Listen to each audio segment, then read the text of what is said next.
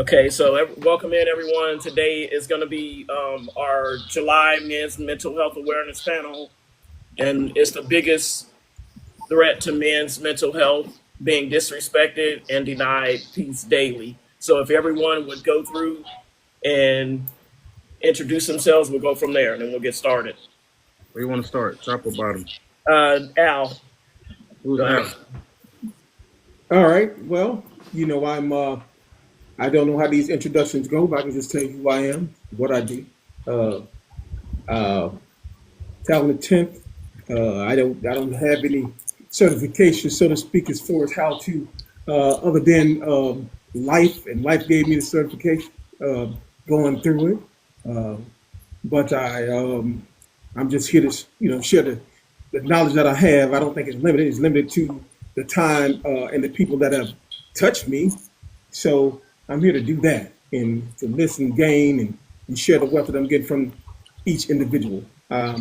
I'm in the insurance industry, been here for a long time, been here for well over 20 years.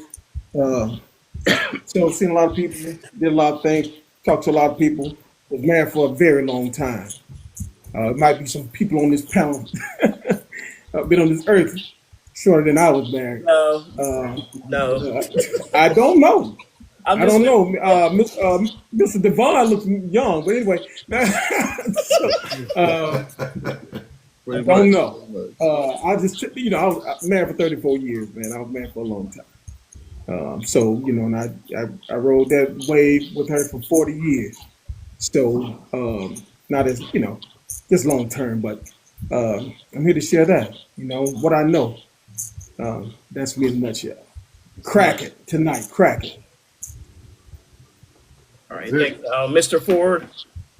Yes, ma'am. Mr. Ford here, leadership coach. Been in leadership for about 25, 30 years. So a lot of my background is there. I'm just here for the conversation. We have a lot of conversations about relationships and whatnot, but these are conversations that are just important. So when Go asked me to come, I didn't hesitate to hop in, and just anxious to get started and talk. So appreciate y'all. Welcome everybody in. DJ. What's up, everyone? As the lovely lady said, I am DJ. I am blessed to be called daddy. I am blessed to be called friend. I am blessed to be called brother, son. I'm also blessed to be called Pastor DJ. I wear each one of these titles and coats with honor, and I don't take none of it lightly, especially the friend aspect, right? So I'm just here to rock out with you fellas. Let's have this conversation. I'm gonna tell my truth. Um, some of it may be comfortable, some of it may be uncomfortable, but I can guarantee that it will be my truth. And I appreciate the invite, Elton. Thank you. I know you're a busy man these days, so I appreciate you coming. I don't like your attitude.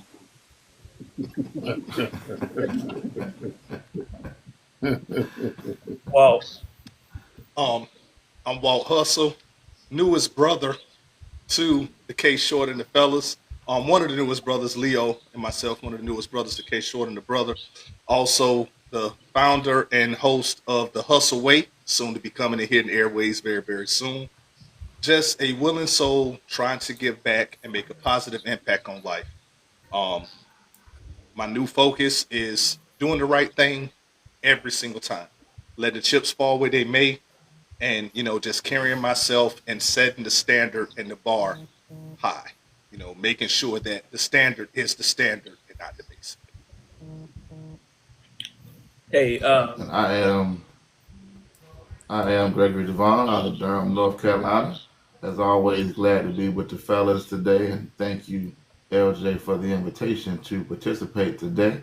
you're I look welcome. forward to an enlightening conversation, and that's about it. Wilkerson. Good evening, everybody. Hope y'all can hear me. Yes, we can. Okay, good deal. I'm Andre. My name. Very excited to be here with the panel of brothers. I've heard a lot of conversation from everybody. Have held conversation with quite a few. or two rather. Um, at one point, I used to be on here 7 and 11, doing various things with a former co-host of mine who has since transitioned from life, Belittle Speech. We did the man cave and kitchen conversations. That's what comes out from what I've done, and I'm just excited to be back in the space to give positive conversation to conversation and give a positive perspective on what men have to say from my point of view. So I got a lot of respect for these brothers that are up here now. I've heard from all of you actually by watching this comments and looking to learn a lot more. Thank you, Brother James. Brother James, first and foremost, thank you for considering me to come up on this panel. I really appreciate it. I'm so glad to be here amongst some brilliant-minded men. It's always good to get together with a brother. I'm definitely ecstatic on being placed next to wisdom. So I'm on cloud nine right about now. So, but I appreciate each and every one of them. Minister of the gospel. Been married, talented 10th. I've been married 28 years. I'm almost there, brother. So, I'm just glad to be here. I appreciate everybody. And also, I'm a big advocate for men's health. So that's just something I'm going to throw out there. Thank you. Okay, Wisdom. go tell him. Right before you introduce Wisdom, big bro, this is the first time I've ever seen you out of the bed. I was gonna say the same. I can take a chance, sis. I was trying not to interrupt anybody, but yeah, I was. DJ, Yep. DJ, while he talking, we got to. Right, bro. Listen, I was talking about you yesterday, Wisdom. I promise you, at the meeting, I was talking about you. I said that. This is my first time seeing my brother out of the bed. I'm sorry. Wisdom Speaks. Listen, I'm not a lot. I'm just a guy who hangs out on the panels talking about community, love, and unity. You know, I'm proud to be up here with the men with Go. I appreciate y'all. I know I'm a last minute come up. If you need me to drop in anytime, that's cool. I just love to share in the conversation. You know, I'm big on our community, big on our love. And, you know, I'm just happy to be here, to be honest with you all. Love y'all. Love you too. Love you too, bro. All right, so we'll go ahead and get everything kicked off. Again, the topic, the biggest threat to men's mental health, being disrespected and denied peace daily. The only thing I ask of the panelists, try to keep your responses to 3 minutes and don't say something that somebody else has already said. Try to, save time, don't regurgitate information. So we'll go ahead and get on to the first part of it. So basically the topic, this is actually given to me by an acquaintance of mine, a male acquaintance of mine that I've known probably for about 15, 17 years, something like that. And I told him the topic that we were originally going to talk about. Somebody's got a feedback, so if everybody could just mute their mic, please. I don't know where it's coming from, but if everybody just mute their mic, we'll just go from there. Thank you. There it goes. So I told him the topic that we were originally going to talk about, which is male friendships or whatever, and he wasn't really feeling that. He couldn't get on board with it. So he suggested this topic to us, and apparently a lot of people are on board and feel like it's going to be a good conversation. So when we think about the disrespect and the peace, a lot of times people jump straight to relationships. But then if you broaden your mind a little bit, you'll see that it's just not relationships. It's like work. It's every interaction that you have, you literally could have an opportunity to be disrespected or your peace can be disturbed. So we'll go ahead and go from there. We're going to start off with the first question. It's going to be toss up. Anybody can jump in. What does peace look like for you as a man?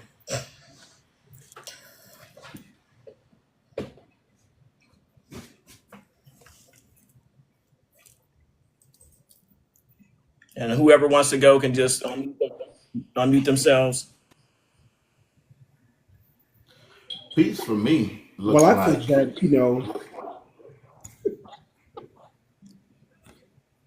Go ahead, Gregory. You can jump in after him now. Devon. peace for me looks like, as a man, me being okay with where I am in life and what I have right now. It's me looking at my life and saying that, you know what, I am satisfied with who I am. I'm satisfied with what I have. And for me, that provides a sense of tranquility, whether I'm in or out of a relationship. It's looking at myself as a man and asking myself, am I happy with me? Am I at a point right now where I have built a life that I am happy to say is my life? For me, that is peace. Is to be able to look around and recognize that while I may have minor stresses here and there, I am okay with who I am. And I'm okay with me and God. I don't have to have anything else at this moment to be happy. While I may desire other things, I don't have to have those things to make me happy because I have learned how to be a self sustaining man, how to build myself to a point where I am not codependent on anything or anyone. For me, that is peace for me. And I think a couple of other people were trying to jump in. Talented Tim. Yeah, for me, peace has to begin with today. I think anxiety breaks your peace. I think your focus has to be on today and what you're facing when you walk in that front door. And that front door is not necessarily walking through the door, but it's your family and what you have to face today. And that family, of course, extends beyond what we call relatives. So when my day is, when I can look at today and say I can handle today, because tomorrow I just don't know what's going to happen then, and I just focus on today, that brings me peace. And that's for me, that's my basis of my peace. Everything else will just come when it comes. Not to worry myself or not to focus on that anxiety of tomorrow. Yeah. Okay. Go ahead, brother. Me, let me go before wisdom real quick. I saw you getting ready to talk, bro.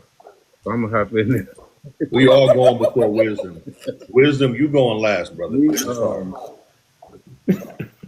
at peace, man. I used to be a big people pleaser. I mean, I used to try to please everyone around me, and also as well as if someone did not particularly like me, I used to try and change their mind and change their perception of how they saw me. But once I came to the realization that it's okay not to be everyone's cup of tea and not to try and please everyone, man, the peace that I got just from that is just out of sight. So that's it for me. Yeah, mine's pretty brief. For me, what peace looks like to me is me understanding who I am and being in alignment with my purpose. Because when I understand who I am and I'm in alignment with what I'm supposed to be doing, I show up better for everybody else. I have a positive impact on all those around me. Is that me echoing? It's kind of hard to tell because I don't think everybody's muted, so I can't really isolate it unless everybody's muted. If everybody can go mute real quick, I'll see if it's me. Oh, it's Keep gone. talking. I don't hear it anymore. Okay.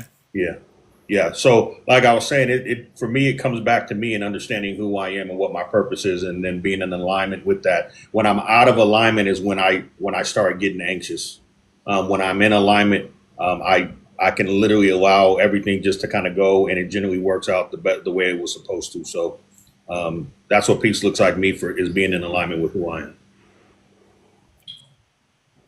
Thank you. Well, I would say peace for me is, almost kind of echoing what everyone else says. But peace for me is I don't have to know everything. I'm free to make mistakes. Okay, things may not always work out, so I understand that's just a part of how life works. Sometimes you win, sometimes you don't. But the fact that you come back and you live to fight another day, that's beauty to me. And so I'm at peace with it. I'm not afraid to fail because I know I'm going to get back up. So I'm not embarrassed when something doesn't go right because I understand that life is a journey. Life is about wins and life is about losses. But every day God gives me another day to breathe, I'm at peace. So I am at that stage in my life right now where, Daddy may not have all the answers, but Daddy can go get the answers. You know, I may give bad advice, you know, but I'm okay with that because I know I don't do it deliberately. So I'm at peace because I understand that God understands me and God understands all of us. Thank you. Love that. Is any Wilkerson? Were you able to jump in yet or no? Yeah, Do you have anything? pretty much echoing with this. Not to echo the same thing that everybody has already said, but understanding the peace that I do get from God in understanding who I am and how I show up for the community as a black man is being able to, when there's a situation that is high anxiety, high stress, for me to still be focused enough to execute a decision in that moment. And that's dealing with work, that's dealing with another brother that might be upset that need to, I may disagree with what he's doing, but I feel like I may need to talk to him or whatever the case, just to kind of try to understand what brought him to that point, or a sister, or just being at work. So for me, that's why it's hard for me to have anybody kind of to disturb my peace, because my peace is connected to how I think under pressure in the middle of a situation. Okay, thank you.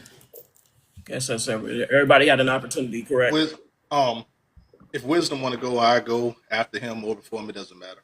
You might want to go before. For me, peace is a little different from what the people were saying. Peace for me is comfort, security, just having life itself, and just being able to come home. Like when I have that security, I'm at peace. For me, my peace lies when I don't have to worry if my kids are going to eat. I don't have to worry if my kids are going to be safe. I don't have to worry if my wife needs anything. I don't have to worry if my friends or my brothers or my sisters are going to make it home safe. That's my peace. That's that security. That financial security gives me peace. Mental security. More than anything, and me and DJ was talking about this yesterday, my biggest peace is being able to sleep at night. Just laying down and close my eyes and go to sleep without having a fear of I'm not going to wake up. That's my peace. Okay. Wisdom, are you able to speak? Can you guys hear me okay? Yes, we can. Okay. I don't think I'm echoing, but I'm going to You're say not. this. Peace be still, right?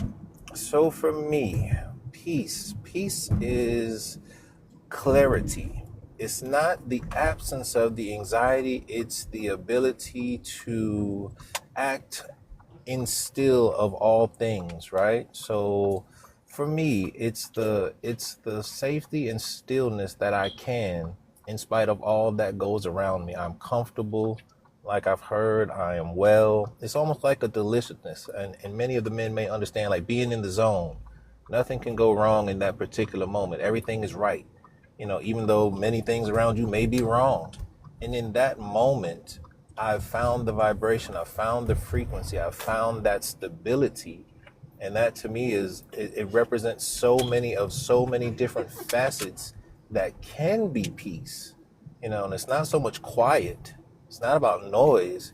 It's about still being able to move about within all the things that happen, and knowing that you're at not just a physical peace, but a mental peace, an emotional peace. It resonates with so many other levels. So peace for me is the great clarity. It is peace be still in all things. Thank you. Thank you, everyone. Okay, so we're going to go on to the next segment. How do disrespect and lack of peace show up in your lives daily? Ooh. How does disrespect and a lack of peace show up in our lives daily? See, that's a good one for me because I am real particular about who I associate with, about the space I occupy. And when I say particular, like even if we're in the same space, to me, in my mind, I can turn it on to where like you're not even there. I don't allow it. I don't sit in it. I don't dwell on it. And I don't care if it's relational. I don't care if it's friendship. That relationship, if I express how this is making me feel and it continues, I just don't have the time or the energy for it. Like period. I don't have the time, the energy. If you don't choose me as a friend, then I am okay with that. So in that space, other than the common things that we have to deal with, like being outside of the house, I live in a city where the folks don't know how to drive, so I do not like driving up here. You're like, that type of stuff. But on a regular day-to-day basis, nah, I'm pretty cool. Okay. I think a lot of times we allow our peace to be disturbed because we allow our heart to be troubled. And I think that, like scripture talks about not letting our heart be troubled and about how God will keep us in perfect peace. And, my peace I leave with you. I think we allow sometimes our peace to be disturbed because we don't realize how much control we have over the access to us. I think sometimes we allow the wrong things and the wrong people access to us, but we don't realize how much we control that. So when it's disturbed, we feel like someone else disturbed my peace, when sometimes the more appropriate phrase is, I disturbed my peace because I have not controlled the door to my life. I've allowed myself to be disrespected because I'm not controlling the door to my life. I think that, like scripture talks about in Isaiah about if we're going to be kept in perfect peace, then what are we going to do to make sure that we sustain this peace that has been given to us by God, right? Even when we consider whatever we consider to be peace, how are we protecting that peace, right? I think sometimes we take peace for granted, to a point where it becomes very fragile because we don't protect it. We don't put any boundaries there. We allow folk into our life who continuously do things that we do not like, even sometimes societal things. Sometimes we have to watch how we allow societal things to impact us because there are some things that we allow. It's one thing to feel away as a result of being in a certain place as a man of color, right? That alone might disturb my peace, right? But I have to even control that because if I know something is a thing, then I have to control my life to a point where I know that thing exists. So what am I going to do that I won't allow this thing to impact me but so much? There are certain things, yes, that we cannot control, and I'm aware of that. But we allow ourselves sometimes to operate in fear, which will create anxiety, which then further disturbs our peace because sometimes we are not being proactive against things that we already know exist. And I'll end there for that. It's probably 3 minutes. Thank you. Hey, I think. my bad. Go ahead. Oh, no, go ahead for it. No, I just wanted to piggyback on that. It's funny, Devon. I literally, before we came here, about 20 minutes or a half hour, I posted a video and it said, "We owe people love, but we don't owe them access." That's right. But when you just spoke about access, it just brought me back to that. And the cool thing about access is we 100% control it. So if the access that we have given somebody that has knocked us off our square or has us uncomfortable, we 100% have the control to be able to remove that access and get our balance back. And it's just a matter of being mindful in how you do that and how you move through those situations. It's it's funny that you say that because talking about it, our peace in my mind as a man is disturbed when you take my time for granted. Time is the one thing that we cannot get back. So if I devote my time to you, if I'm giving myself to you In most cases, I'm already at peace within self because I'm responsible for my peace. So if I choose to allow you to come in, if I tear down these walls and I let you in, and then everything about it becomes a battle, now my peace is disturbed on the inside because when I let you in, when I let you in, I'm letting you into my heart. I love you. And when I love hard. So now your problems become my problems. You may not see it that way, but when I finish talking to you, I'm taking your problems with me. More time consuming away from what you're seeing. I'm analyzing and trying to figure these things out. And as a man, I'm saying, okay, when I come back to you, this is what I've come up with, how this can be better. And if I'm in that situation, or if I've been in that situation where you've been and I've already overcome it, the biggest disturbance of peace for me would be you trying to tell me Excuse me. how you're going to get through it. If everyone else can mute, besides Walt. If you're not speaking, please mute because the feedback keeps coming again. So if you're not speaking, please mute your mic. Thank you. When we do have that, when you're coming back and I'm coming and everything becomes an argument, that's, a loss of time, because I've not only lost time while I was in your presence, you don't realize how much time I'm giving up and how much my peace I'm taking away that I could be relaxing or resting or doing anything else.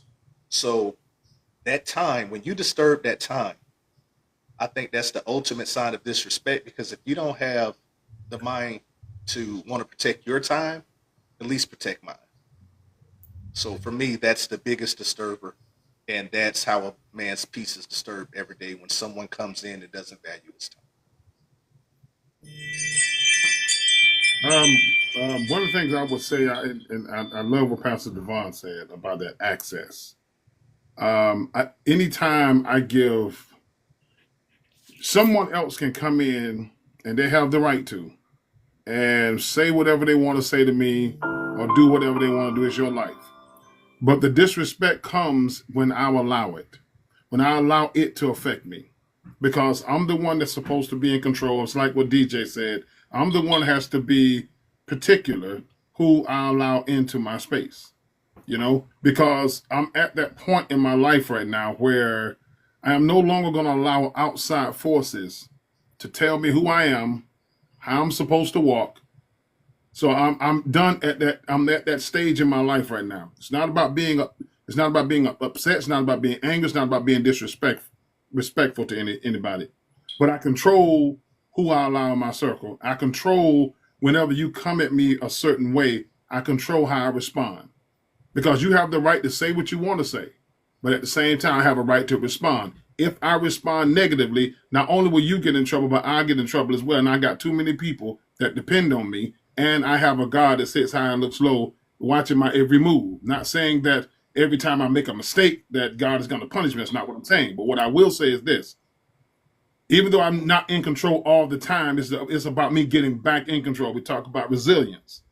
So I'm at that place right now where I'm like, okay, no outside forces are going to penetrate me anymore, because I'm going to learn how to respond. But to have that kind of responsibility, I have to educate myself. And so the biggest disrespect, I would say, is the disrespect I show myself by allowing people to get in here and control it. Oh yeah, that's on point. And you know what? I'm gonna call him Uncle James. When you were speaking, I agree, and I think that control thing for us as men is so huge, because we don't want to feel like we don't have control over our life, right? I think the Bible says in Psalm 23 that yea, though I walk through the valley of the shadow of death, I fear no evil, for thou art with me. Even if one was not a person of faith, they could still find insight in that, because what that is really saying is that I might be in a dark place, but I am certain of what I have and who I am, right? And when we're certain as men as to who we are and what we have on the inside of us, then that gives us the confidence in knowing that, you know what, this season is dim or dark right now, but I know that I've got something within. I'm a capable man. I'm going to get through this, and here is how. But I think when people get lost, or when men get lost, it is because either A, they forgot what they had on the inside, or B, they didn't do the work prior to the dark place to deposit in themselves that when that time came, they would have a reserve on the inside to operate from. It's almost like one losing a job, but not have putting money aside prior to that in case that did happen. I think a lot of times when we say that we are lost and don't have control, it is because we were only used to driving a certain way. That when the vehicle changed, right, I no longer know how to drive the place that I'm at now. It's almost like in reality saying I'm used to driving an automatic, but now only straight drives are available. I don't know what to do. I know what to do. Okay. If I may, there was a comment or a question in the comments that says, "How does emotional regulation play into this?" Can I comment on that real quick? You can. So that the thing about emotional regulation, it has everything to do with it, right? A lot of people get triggered, right, but don't know how to respond to the triggers. So this is where emotional regulation comes in. So think of it as we know what emotions are, right? But do we know where the emotions come from? When we are aware of the secondary and tertiary emotions, right, then we're able to navigate ourselves back out. It's not just the mental, it's also physical. There's a huge physical connection to emotional regulations. So think about it like this, right? If I'm sad, right, but I'm sad because I feel pain, right? There's particular pressure points that we can touch on our bodies to kind of level ourselves out or to bring ourselves back to reality. Now, people talk about this emotional regulation, but they miss it a lot because I can say that I have a high awareness of emotional regulations, but can I articulate it? Can I tell you why? Can I give you the tools to regulate yourselves emotionally? It's not just a mental thing, it's a physical aspect to it as well. So you got to understand secondary emotions, right? Why do you feel angry? Why do you feel sad? Yes, I feel sad, but I'm sad because I stubbed my toe, or I'm sad because I'm dealing with a level of grief. Like maybe I just lost a job or something, but I have not connected that. So now there's a block somewhere, and if I can't connect it, then I don't know how to navigate myself out of whatever that emotion is. And this is why people get stuck.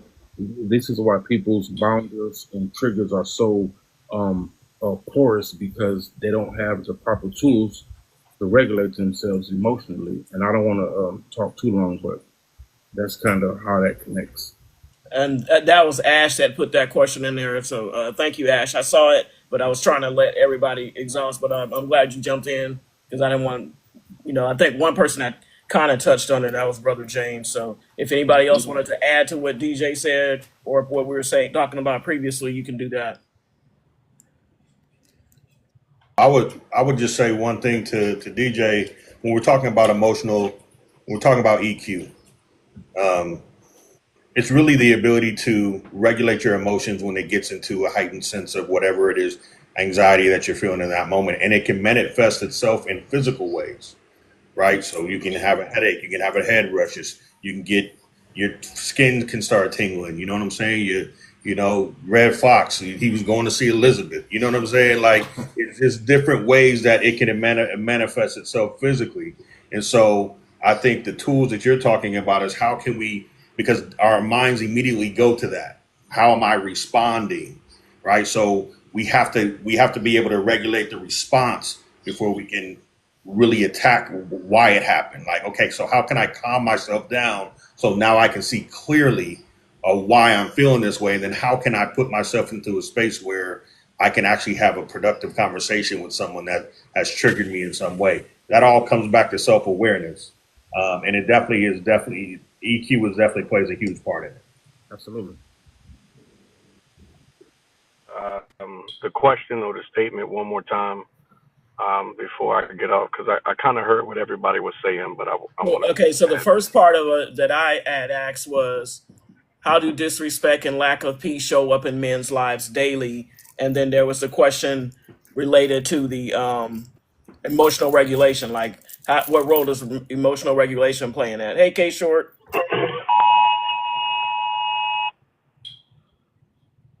Sorry about that. I think it shows up for us in many ways daily. Simply, it depends on the environment or the atmosphere that a lot of us, and I would assume that a lot of the men have already gone through in different cycles of their life. And that I'm 40, I'll be 44 this year, so how it shows up, some of it is beyond your control. It's just going to be whether it's on the job site, whether it's traveling to that job site, or whatever the case, whatever that individual has going on with them. And when you come in contact with that, it shows up. You can't control that. What God given me by going through this divorce, I've been divorced now for 5 years, and how I'm able to manage that peace, like I was talking about earlier. Um, I've learned to be comfortable with being uncomfortable.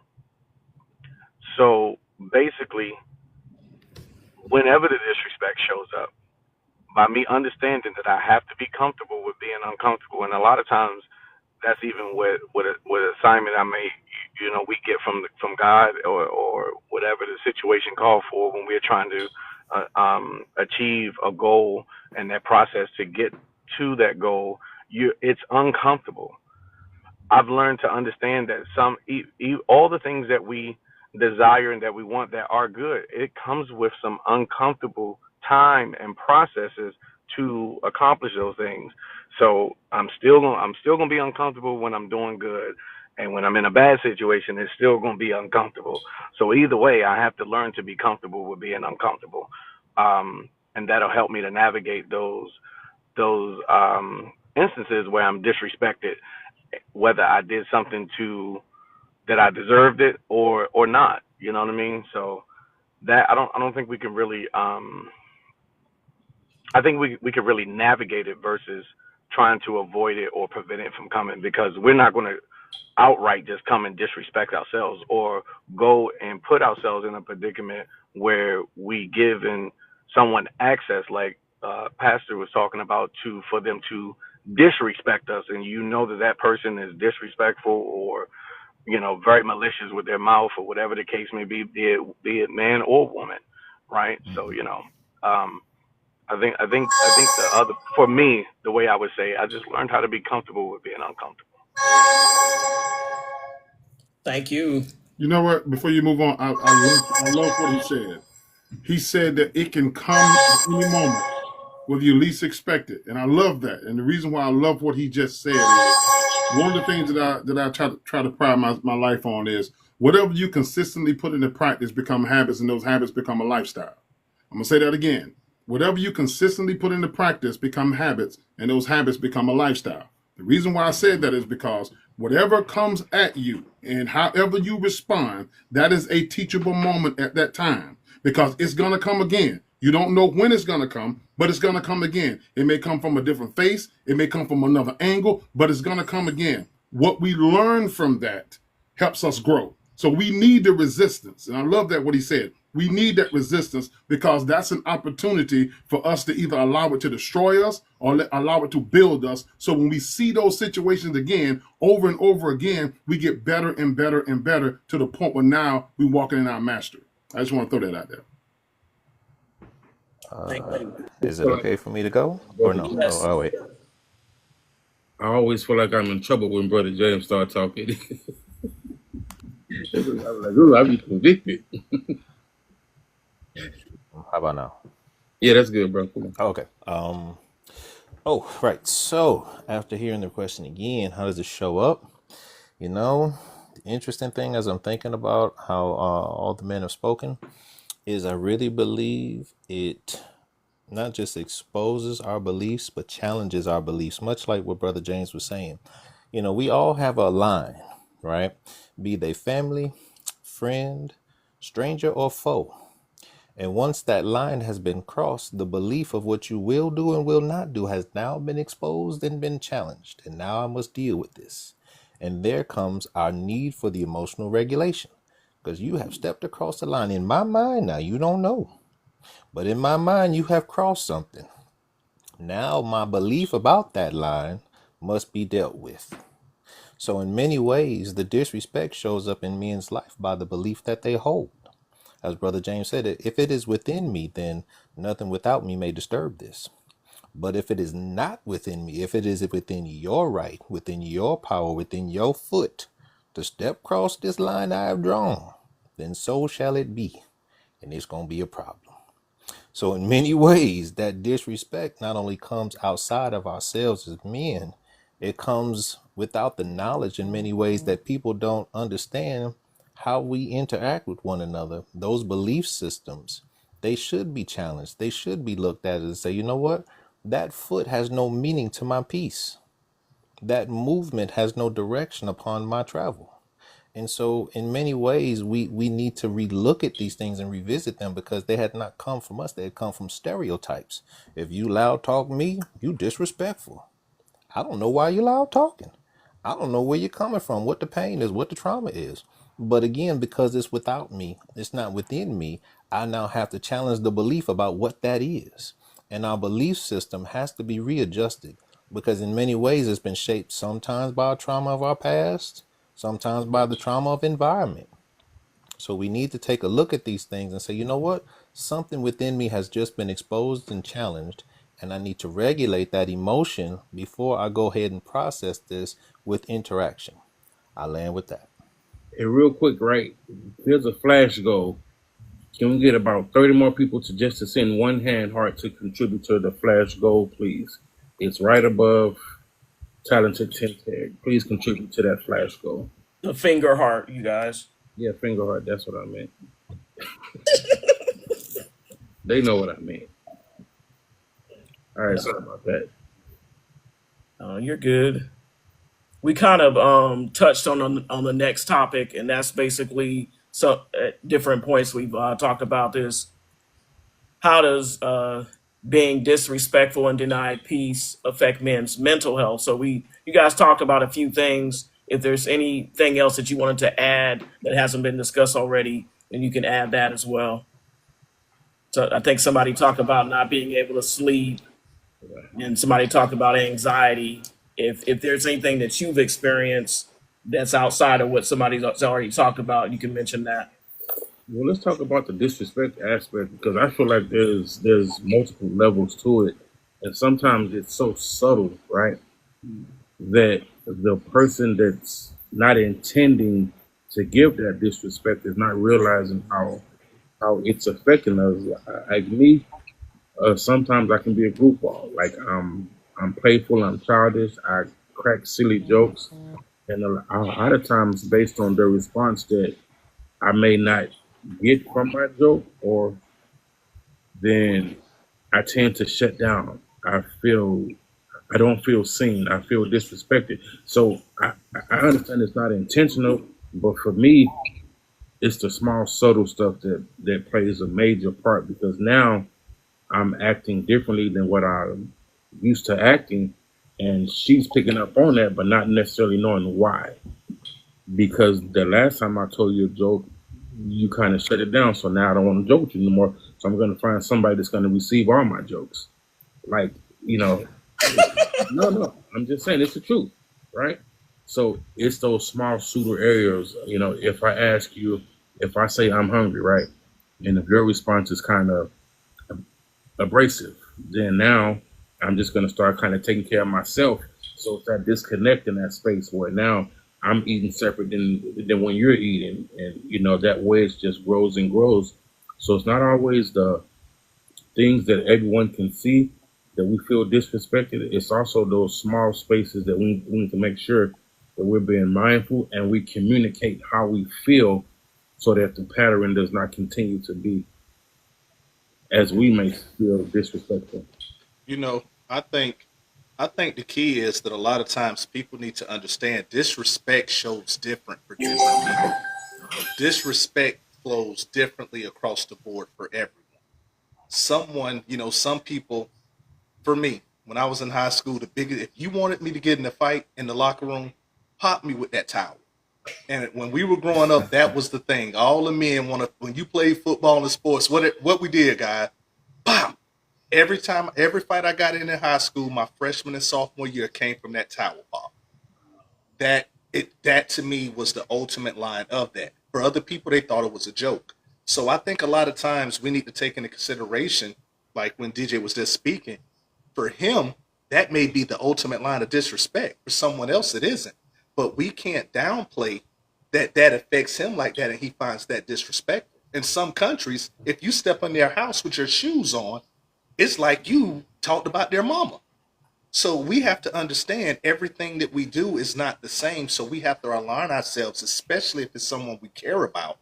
We need to align ourselves with what makes them tick.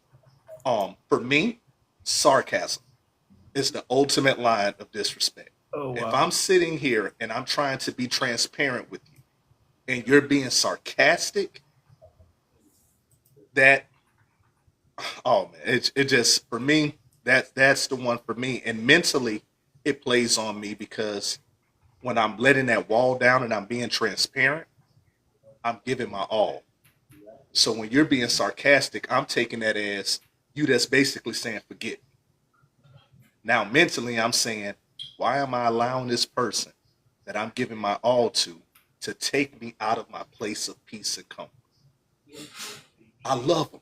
Now I'm at a battle within myself. Okay, but should I love them more than I'm loving myself? Now I'm feeling guilty because I'm cutting them off. It's like it's a battle. It gets a lot deeper mentally than I think a lot of people realize, especially with us black men. And I hate to put it like that because people say, "Oh, it's the same way with every man." Yes, it is. But when we have so many other battles, and the sarcasm that I speak on, the thing that my brother was just speak on, that's normally coming from our wives, our sisters, our mothers, our kids, our nieces, our son. It's coming from the people that's supposed to be closest to us. It hits and hurts different. Somebody just made a comment, and I think it's actually a good comment. And because when DJ said what he said, I learned something today because everybody just has, I guess, to me, everybody has a different sense of humor, and probably some people think I don't have one, but I do. But they said, basically, kind of like at the beginning of a relationship, when you talk about stuff in general, that's something you should be talking about, like letting the person know, like you said, the sarcasm. And DJ, the thing that caught my attention that he said was the not laughing at the jokes. But if I don't, if I don't know that that's offensive to you, how can I, how would I know that? I wouldn't think that, I wouldn't know that. There's no way I would know that unless you told me that. Would you Not agree? offensive. I would say offensive is the Disrespect. wrong word, but it makes me shut down, and then I understand that shutting down that creates a wedge. You know, So do you ever, like when you're in a relationship, do you discuss that with your person? um, not, not up front because before I get into that relationship, there's that space to where we're seeing if we vibe, if we mesh, if you think I'm funny. But a lot of times, that may shift because I understand life happens, right? But so I don't necessarily talk about that. If we don't have good chemistry, then we never make it to the relationship aspect. No, I'm Um, saying if you're in the relationship, like if you're in the relationship I've and learned you to gotta, express it now. Yes, I've okay, learned to express okay. it. Yeah, But you, but you know what, LJ, on a quick note, sidebar to what you were just saying, that's so much of a comfort feeling when you are in a relationship with somebody as a man, for you to be able to pick up on something that means so much to me without me saying something. If you could pick up on that, that gives us the comfort that's going to allow us to be a little more vulnerable with you. I mean, I know that's not what we're talking about, but Yeah, just how yeah. with what DJ was just saying, he doesn't say it. Um, it's just like if we see something in you guys and we say, "Hey, I noticed that your favorite color is purple." Well, how did you know that? Your eyebrows, your eyeshadow, your car, your pen, your nose pen, whatever. The facts that we noticed that and that affect you guys, The same thing with us. I mean, we have a tough exterior and we're tough, but it's still those little things that make us say they're paying attention. It means a lot. If I may, quickly, I hope this is online with the same of everything we're talking about. Can y'all still hear me? Yes, okay. Yes. Okay. I want to say that, as something DJ hits on that's very important is that it's mental, right? It's in our mind space, and that is the invisible. So that's really what I was going to speak about. Like I just see the brother talented 10th up at the top, right? Just met the brother, right? Now between he and I in an invisible sort of a space and first meeting, I wouldn't know what disrespect is to this man, right? So in my mind, how I respect him may not even be true to how he receives this. But in conversation, to say, you know what, brother, I just met you for the first time, and we get to conversating, and I question, I pull things, I seek the understanding of trying to find the invisible to make it visible. It's the invisible to all men that becomes an issue because no one knows what's behind that eye. No one knows what's in that mind until it's been crossed. Now you're done, said you did. Now I got to react to what's happening. It's how do we address the invisible in a comfortable way? Because there's things we just don't talk about. There's things that we don't have to talk about or we don't want to talk about. But it's usually the invisible. When made visible, if you see it, it's a problem. Yeah, I And, think. and Go go ahead, ahead. brother. I'm No, finished. go Go. ahead. No, I was just gonna say, and I've been saying this for years. If somebody tells you they made you feel you made them feel a certain way, you don't have the right to tell them that they're wrong about how they're feeling, right? So we have to validate each other's experiences. However, it is 100% our responsibility to tell these individuals these things up front. A lot of time, a great time to do it is when you're just sitting down having regular conversation and there's no emotion involved. You're just getting to know each other and you can talk about how you deal with stress, or you can talk like, we don't have to talk about mood. We need to be at this ripe young, at this nicely seasoned age that we are, the conversations that we should be having with each other should be a lot different than when we were kids. And I feel like we should be seeking to understand each other in those conversations, which means we need to understand how people deal with each other in those moments of frustration and maybe anger. Like, how do you handle that? What's acceptable? What's unacceptable for you? Because what happens is you don't know what you don't know. So you'll step into an area that triggers somebody, and they may have a hard time coming back. And we could have had that conversation a long time ago. And if I truly care about you, I'm going to make sure that I'm moving in the way that is most productive for you and I to get to be together, whether it's a friendship or anything more than that. I think there's a level too that as men we have to realize, what do we practice on a regular basis? Like I love the example that was used earlier about playing sports. I want to go back to that. Like those of us who played football, especially, we took game prep very seriously in terms of understanding that this is going to be a physical battle, and it wasn't simply about us being ready. Are you prepared? Is the question. And there are a lot of things that we don't practice as men, but that then when a situation arises, we say that our peace is disturbed, and it is, but we have not done the prep work to prepare for the game that is now in play. To where this is like in football, you actually practice situational things. 2-minute drill, right? That this is a situation, you got 2 minutes on the clock and you're down, get a score in 2 minutes, right? That's a heated situation. But I practice for this.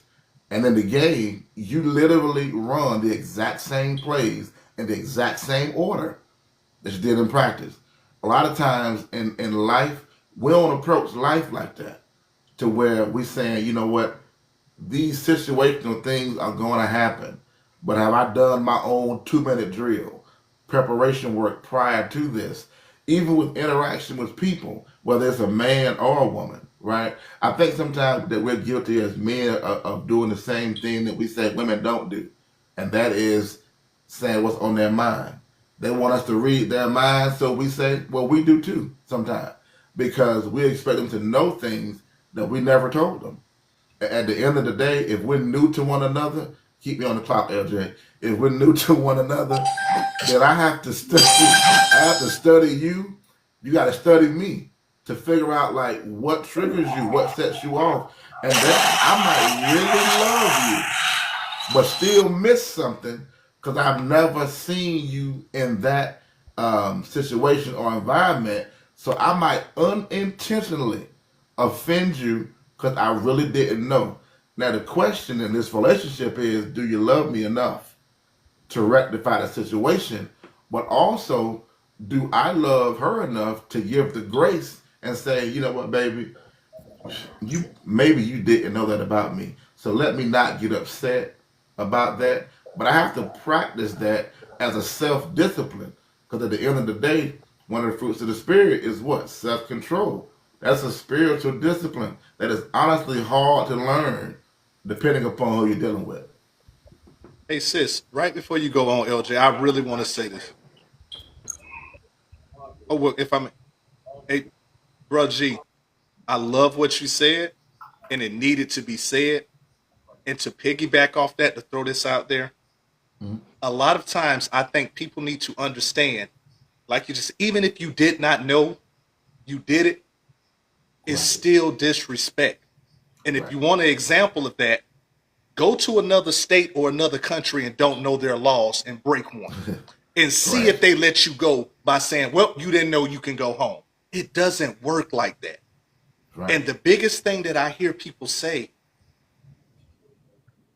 accountability, failure to accept accountability is another thing of disrespect to a person. When you can look a person in the face and say, you know what, I don't have a problem being wrong. If I'm wrong, I accept my accountability. That's a beautiful word. That's some beautiful, it sounds great. But when you follow it up behind, but if I don't think I'm wrong, if you don't think you're wrong, your thought process of being wrong doesn't make you right or wrong. Right or wrong has its own judge. It's right or wrong. I mean, if I'm wrong, somebody please tell me, because if I've been living that way for a long time. Right and wrong does not need a judge from it. You know right from wrong. So if your thought process is, oh, this should be okay, so I'm going to do that, you reserve the right to have that thought process, but you also reserve the right to receive any consequences you come from doing wrong. Hey, along the lines of what you're saying, I want to apologize to DJ because I really thought you were joking when you said that earlier. Because I kind of giggled when you said that about the laughing at your joke. I really thought you joke all the time, so I didn't think you were serious when you said that. So I apologize for disrespecting you because I don't want to do that. And that's big what you just did right there. And you know what? We had this conversation between us yesterday. When you do something to a person in public, respond and apologize to that person in public. Don't wait to get behind closed doors to be like, hey, I'm sorry I did this to you. You just did this in front of 75 people. It took a real mature person, which I happen to be able to call Big Sister, to say, hey, wait a minute, DJ. And now look at my brother smiling. That could have really offended him.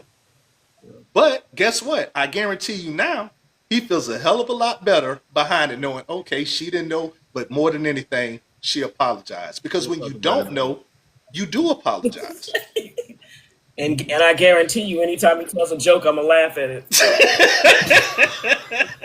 whether it's funny or not. Well, I got a kind of a question in reference to everything that we talk about. And DJ, I'm definitely gonna laugh at all your jokes at this point. That's why you're my brother. But in the heat of the moment, how do we express that? Now, it's easy. I feel like it's easier to express that to the one that we love, the woman of our life, or the woman of the hour in our life, right? But what if this is a brother that you're just meeting?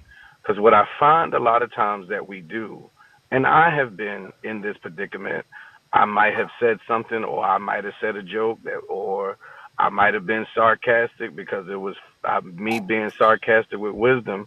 It worked with wisdom, but when I met Walt, it was the same sarcastic joke. But Walt said, man, I don't like Brother Wilkins.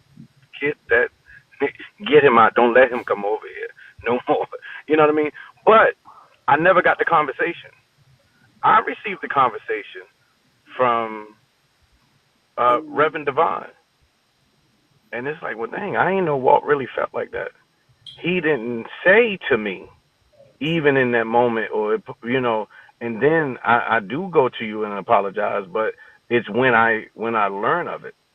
And I think a lot of times with us, man, we do shut down, and we shut down in moments that are pivotal moments in a lot of people's lives that we come across. Because let's just be honest, how many of you have had someone to say, "Hey, I really look up to you," and it blew your mind because that person said, "Hey, I look up to you." And just like that, I think a lot of times we have people that look up to us that we might have offended and we might have disrespected by our response to them, and not being having a broader perspective or understanding of trying to figure out or understand where that individual was coming from, and they were just simply trying to connect. That's good, Wilk, and I think I get what you're saying. But so, from my perspective, we automatically put more weight on certain individuals or certain individuals. Like Man Walt, right? That's my boy, right? I mean, Hmm. and I don't say that lightly. So something that he may say will affect me differently as opposed to like Tarleton 10th, because I just met 10th. So our relationship has not evolved to where me and Walt's relationship is.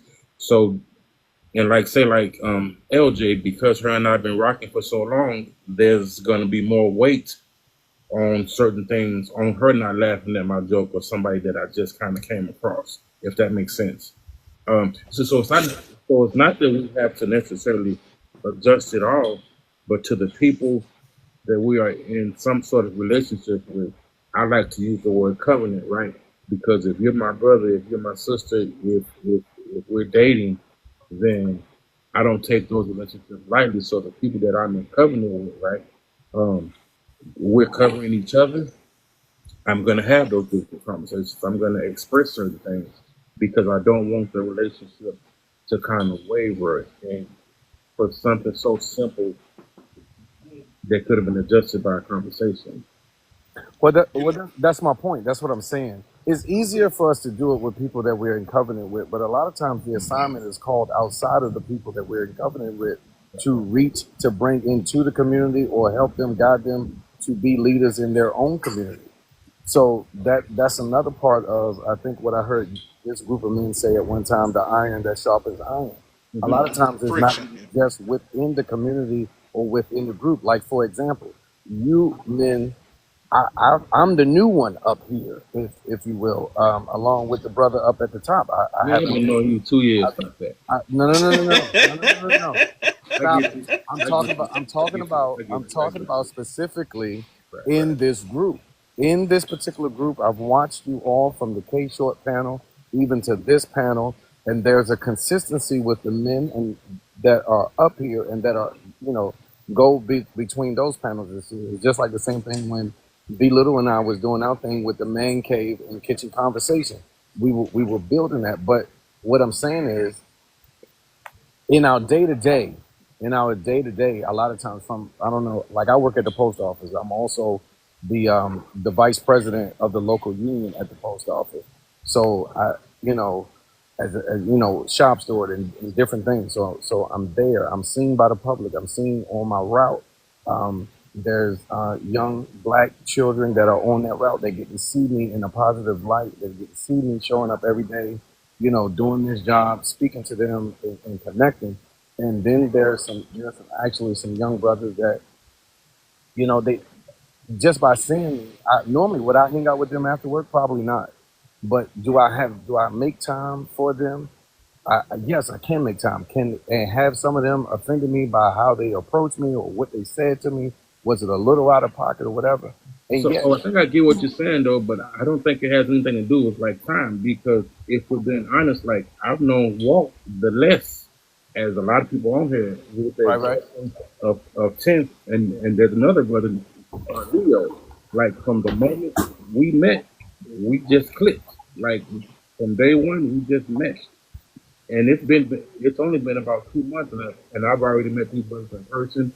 have each other's phone numbers. I know that they've shown and proven that I can come and rely on them, and vice versa. So Sure. sometimes it's just a known. I I think one thing I he think was I know trying what to he's saying. one point he was trying to get across is that instead of, because Al, you don't know Al and something happens with Al, instead of telling Al there's a problem, you tell G Devon, and then G Devon tells Al. So that's, I think, is what he's asking, what, the communication, the lack of communication with the newer person versus just going straight to the person like you would the person that you already know. I don't know if that, he mentioned that that's part of what he was saying. So Yeah. So basically, what I'm saying is we meet people every day, everywhere we go, right? Right. And you don't know who's in the chat or who happened to scroll across this live, and they see you outside of this live. You understand what I'm saying? I'm just follow me. And in that moment, that's a conversation. Nothing happens in the first initial meeting of the conversation, but something else. That person felt a connection or a draw that you may not have felt, or whereas though they're comfortable. So the next time they come around and they begin to speak or whatever, it's on that level of disrespect that we really sitting here that we're talking about. Do we, or would you say something? And I know I would, but how do we still? Because I think sometimes we dismiss some things because the relationship is not like with Walt and DJ or Wisdom and myself or any of the other people that we're already familiar with. So that young brother or young sister is dismissed by us, but they had a draw and they had a connection. I think, like, what are we doing in those moments too? That's all I'm saying. Like, what are we doing in those moments, if anything? I It's might. easier for us to show up when it's comfortable. Remember, my thing is being comfortable with being uncomfortable. It's easy for us to show up when it's comfortable because you just met this person and you're building that bond. I might have I think something. just to piggyback off what you were just saying a moment ago is that we got to know that being respectful doesn't mean you're being disrespected. Meaning that when I walk in there and I'm being respectful, that doesn't make me weak. That makes me strong in a sense. Strong in knowing that I got to respect these people in front of me in order to get that same respect. The same things that we share with our children and the generations to follow us. From those people who are listening, you gotta walk in there being respectful. You can't walk in with chest poked out and you walked in, your shoulders wide than everybody else already, and then the men looking at you sideways. Now we'll enter a room, it's a bunch of men, we won't shake everybody's hand, and it's okay with us. But the ladies be like, well, she didn't say this to me, or she didn't do this, that, and the other. But we okay with that. We okay as long as there's no disrespect. No disrespect. So walk in. Know that when you enter the room, you're God in yourself entering the room because you were born into this. But that doesn't mean you come in there and be disrespectful. Be able to define what that is, being disrespectful. I have a And question. I have I a question wanna. for everybody that I want to answer. They can answer it off the panel Could to I? Could save I time. answer But I Brother really Wilkinson want before you y'all. go, Brother Walt? Okay, go ahead, Wisdom. In choosing, as you said, to speak and communicate with others, I think there's something that we have all learned as we have seasoned the men of the panel, our esteemed hosts. I think in many cases we let love lead the way, and in that way we find that not only can we not go wrong because it's the love that we have for ourselves, the value we place on ourselves is the value that we place on our conversation.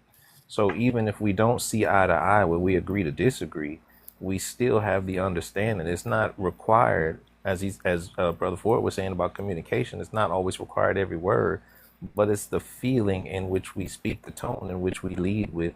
As long as we put love in there somewhere, and it has to be in that heart that desires to make that amends, that desires to make that connection. When we can choose love as our guide, I think it's easy enough to make that communication with stranger, friend, foe, or family. It matters not.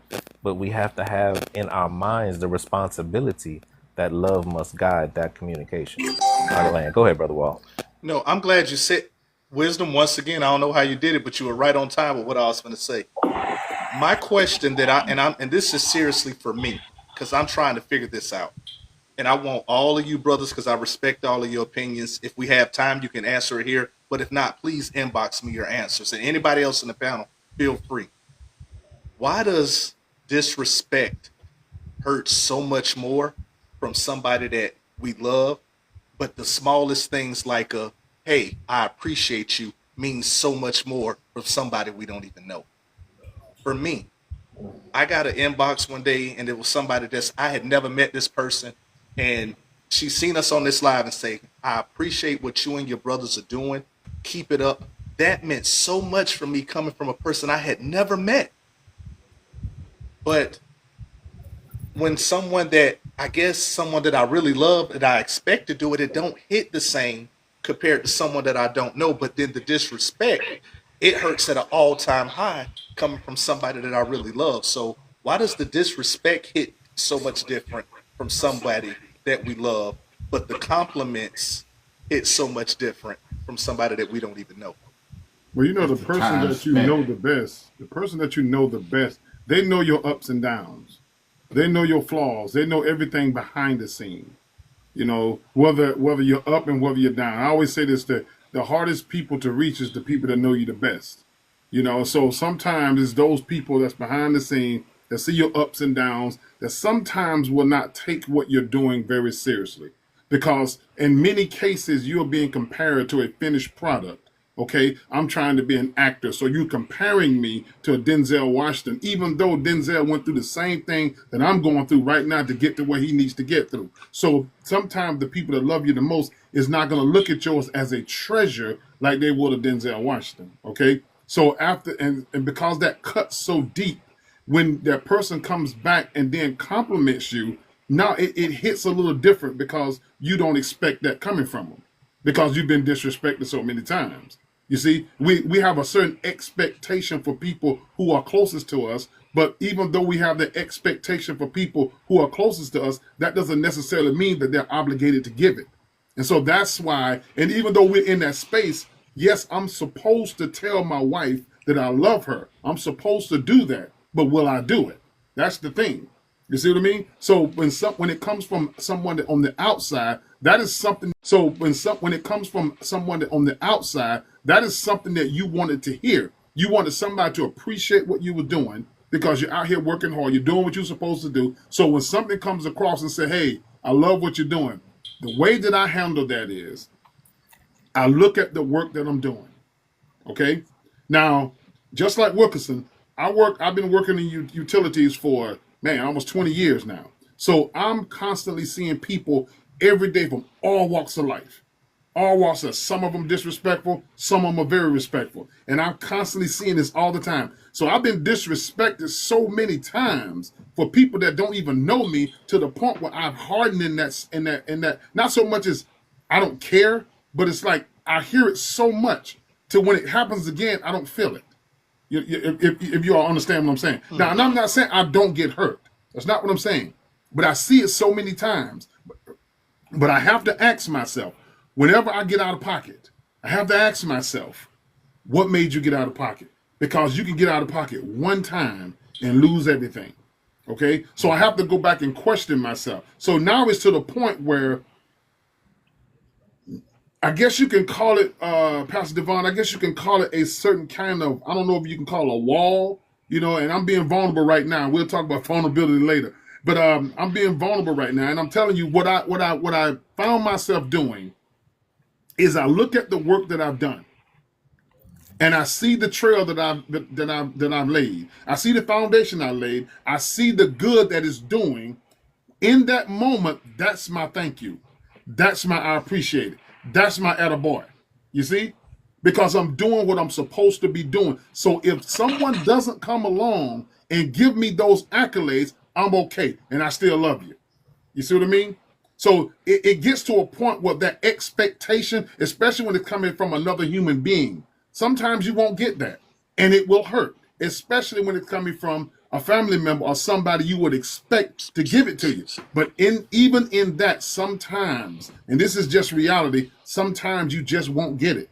You know, and I've learned that over the years. It's not so much they don't love you, but so many people, you got to understand, even people in your family have certain things going on outside as well. You see what I mean? So from their perspective, they don't see it the way that you see it. You see what I mean? You see what I mean, Walt? So that's just the way that I look at it, but I allow my work to be my compliment. That's what I do. I land my plane. Thank you, If brother. I can piggyback Good on you, statement. and it kind of goes back to this too. The relationship between you and other people, some people are loyal to you, and then some are loyal to their need of you. So those others who are saying to you that, oh, that was awesome, they're probably loyal to their need of you because they probably don't even know you outside of that. While you got people in your life who are actually loyal to you. They might not give you the accolade for every single thing that you do.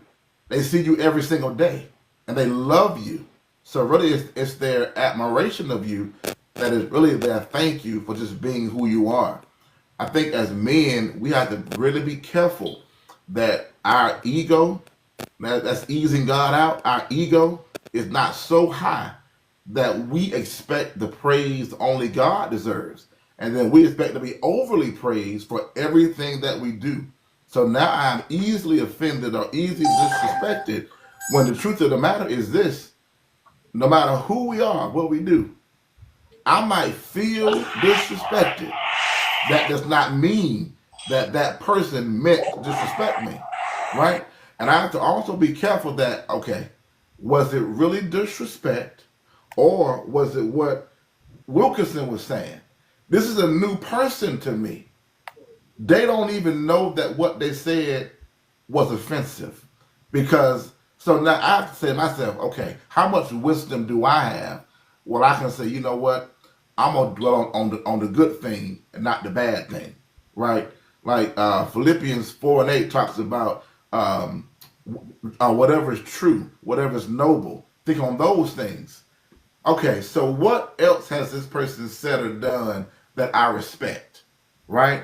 That makes me in the practice now of not just seeing the thing I don't like, but I'm seeing them for all I know as of right now. So that small thing they did while I felt the way might not be a big thing now, because I'm realizing, you know what? I don't know them, and they don't know me. So instead of me feeling I have to check them or even address that, let me see how the rest of the conversation goes. Let me see how the rest of the interaction goes.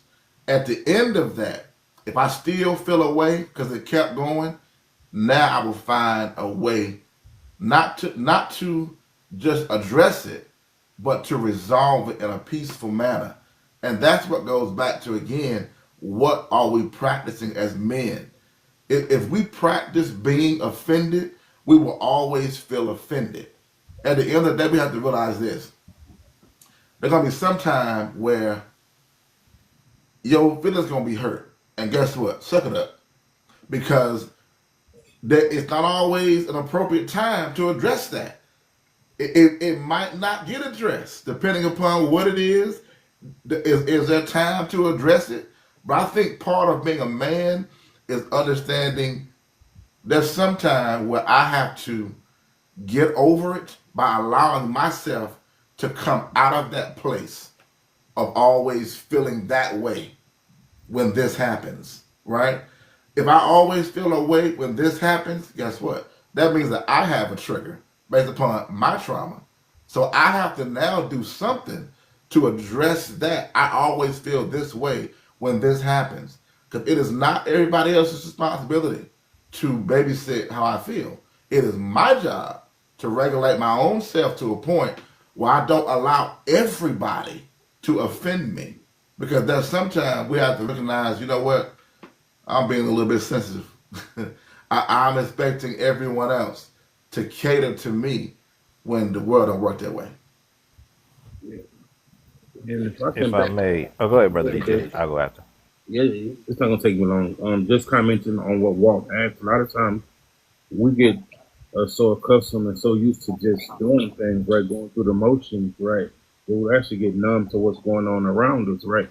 So when we're actually in a space to realize that someone sees our actions and our efforts, it's going to just affect us a little bit different than the people around us. Not saying that it's right or wrong, It's just like I'm in autopilot so much, and now that this person kind of says something, it snaps me out of autopilot, and now I can feel.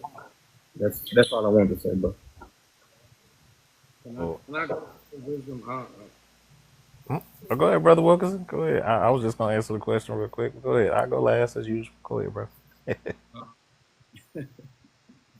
So what you said, Walt, it's a multi-part answer, and I don't want to take up a whole lot of time. But this is what I got. Let's say the family, if you knew anything about, right, a violent situation.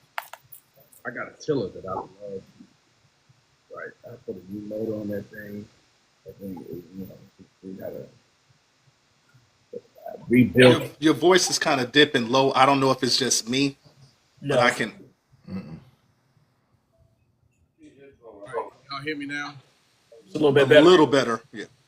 What about that? Is that better? It's about the same. Sorry about that, guys. That's There you it. go. You there? That's it. So I got this tiller, right? So let's say the family, and it's a multi-part answer, but let's say your family is like gardening, like preparing the ground to use for gardening. That's a very violent process, even to get it to the point to put a seed in the ground. That's what your family is responsible for. But the increase comes, or the benefits of the fruits of that labor is for the ones that's not in the family. And then they recognize the work that has been put into you and the work that you have been doing and that the family has done to cultivate it, who they've helped you to become. So it's not always comfortable, even them. Now, they have their moments where they do celebrate you, but in that one particular moment, for that level of elevation and motivation to continue to go on the path that you're going on, it took somebody on the outside to say, hey, Walt, you did a good job. I appreciate what you've done. I love you, man, for doing that. And that's just the process. So you have one group of people that is responsible for planting and the other group of people who's responsible for watering, and then another group where God basically gives you the increase. Okay. I'll be quick. So, when I heard the question about, why does it hurt so much, right? When it comes from, the familiarity, and why there's such a joy in the unfamiliarity, right? And I think in that familiarity, there's a rigidity, there's a rigidness, right? Like I said, that line, that box of belief, where you place somebody in it and you put that belief in them and you put that trust in them. And the pain really doesn't come outside of what you see. The pain comes from the choice that you have made. I put my trust and belief in something and I cannot change it. Now I have to deal with, as Brother James would say, the ugliness in the mirror. What did I do? How does this affect me? Because I believed in someone who totally went against what I thought, right? I made this decision. No one else forced me. And it's a rigidity right there. It's that box that we place in somebody who may not even ask to be put in that box. But we made a decision. Now we have to adjust the decision we made. And that hurts. It hurts us because we were the one that did that. We made that choice. So now we have to look in that mirror and face self for what we have done to self, because they didn't do it to us on purpose. So you know what? I'm going to go mess up just so I can mess with you. We said you can't mess up. We hold you to a higher standard. And now you've changed that standard that we created. The adjustment is within us. So that hurts us. The pain is within. And so with that familiarity, in many ways, it's the unbending, the unyielding. And Brother James would say, be resilient, because you bend, don't break, right? But you have to do that. But you have to also realize how you create these boxes for people and within self that you place them in. Now, when you come to a unsuspecting compliment or unsuspecting love, there's no box. There's no line. It's simply allowed to be free and to flow and to connect in that energy, because it's not, you have no place for it. So you simply accept it as it is offered.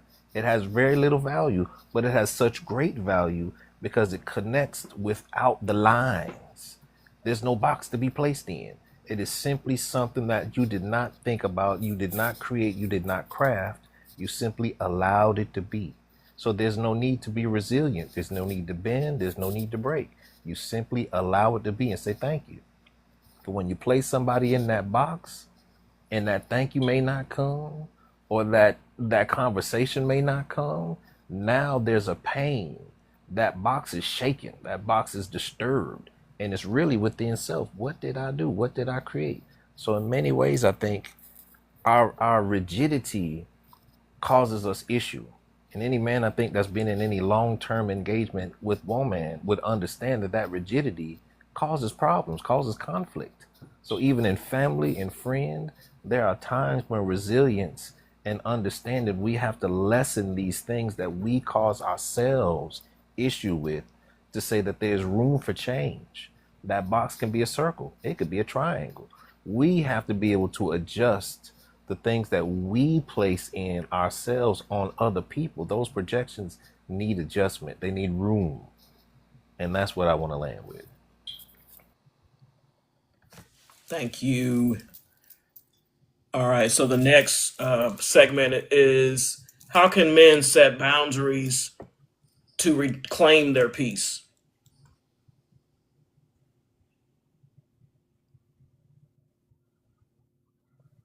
I think we first have to stop allowing others to control it. So the boundary has to start with me. If it belongs to me, then I have to own it, and I have to understand that.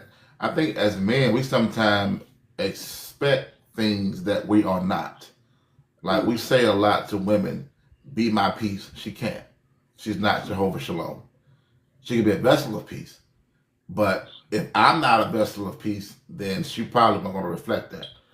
So I have to understand, first of all, that if this piece is mine to own, go back to my original answer, we really have to make sure that we have built within ourselves a reservoir of peace to where I become satisfied with who I am, what I have, right? And not allow the anxiety that could present itself of what I want to see change allow me to feel like I'm not enough or my life is not enough. I think a lot of time when we say that we look for peace in other things, that speaks to an insecurity that we are afraid to admit, because nobody makes it okay for us to express that we have a certain insecurity. And then sometimes we expect even a relationship to be overly peaceful, not realizing that as a leader, I have to put this in to get that out, especially dealing with a woman, because you can't expect out of a woman what you're not put in this relationship, because she's only going to magnify what you provide. But even the absence of a woman, I've got to be a man and a peaceful man and practice peace, even with other men. We talked about the whole being offended, being disrespected. I have to make sure that I am expressing peace and not aggression to other men. How am I coming across to them? Do I speak in an aggressive manner, which might be sometimes unintentional? You know, that's why I think I think position is really important, like man to man, how we talk to each other, right? It's not always appropriate for me to, like, if I have an issue with Uncle James, I might not want to approach him face to face. That appears confrontational. Let me sit beside him and express what I think this was. Because now I've provided peace in this situation. He can hear me better now because I'm not talking at him. I'm having a conversation with him, not beside him. I think the more that we put into practice small, peaceful things and understanding, again, I think the more that a man understands who he is, the more self-disciplined we can be.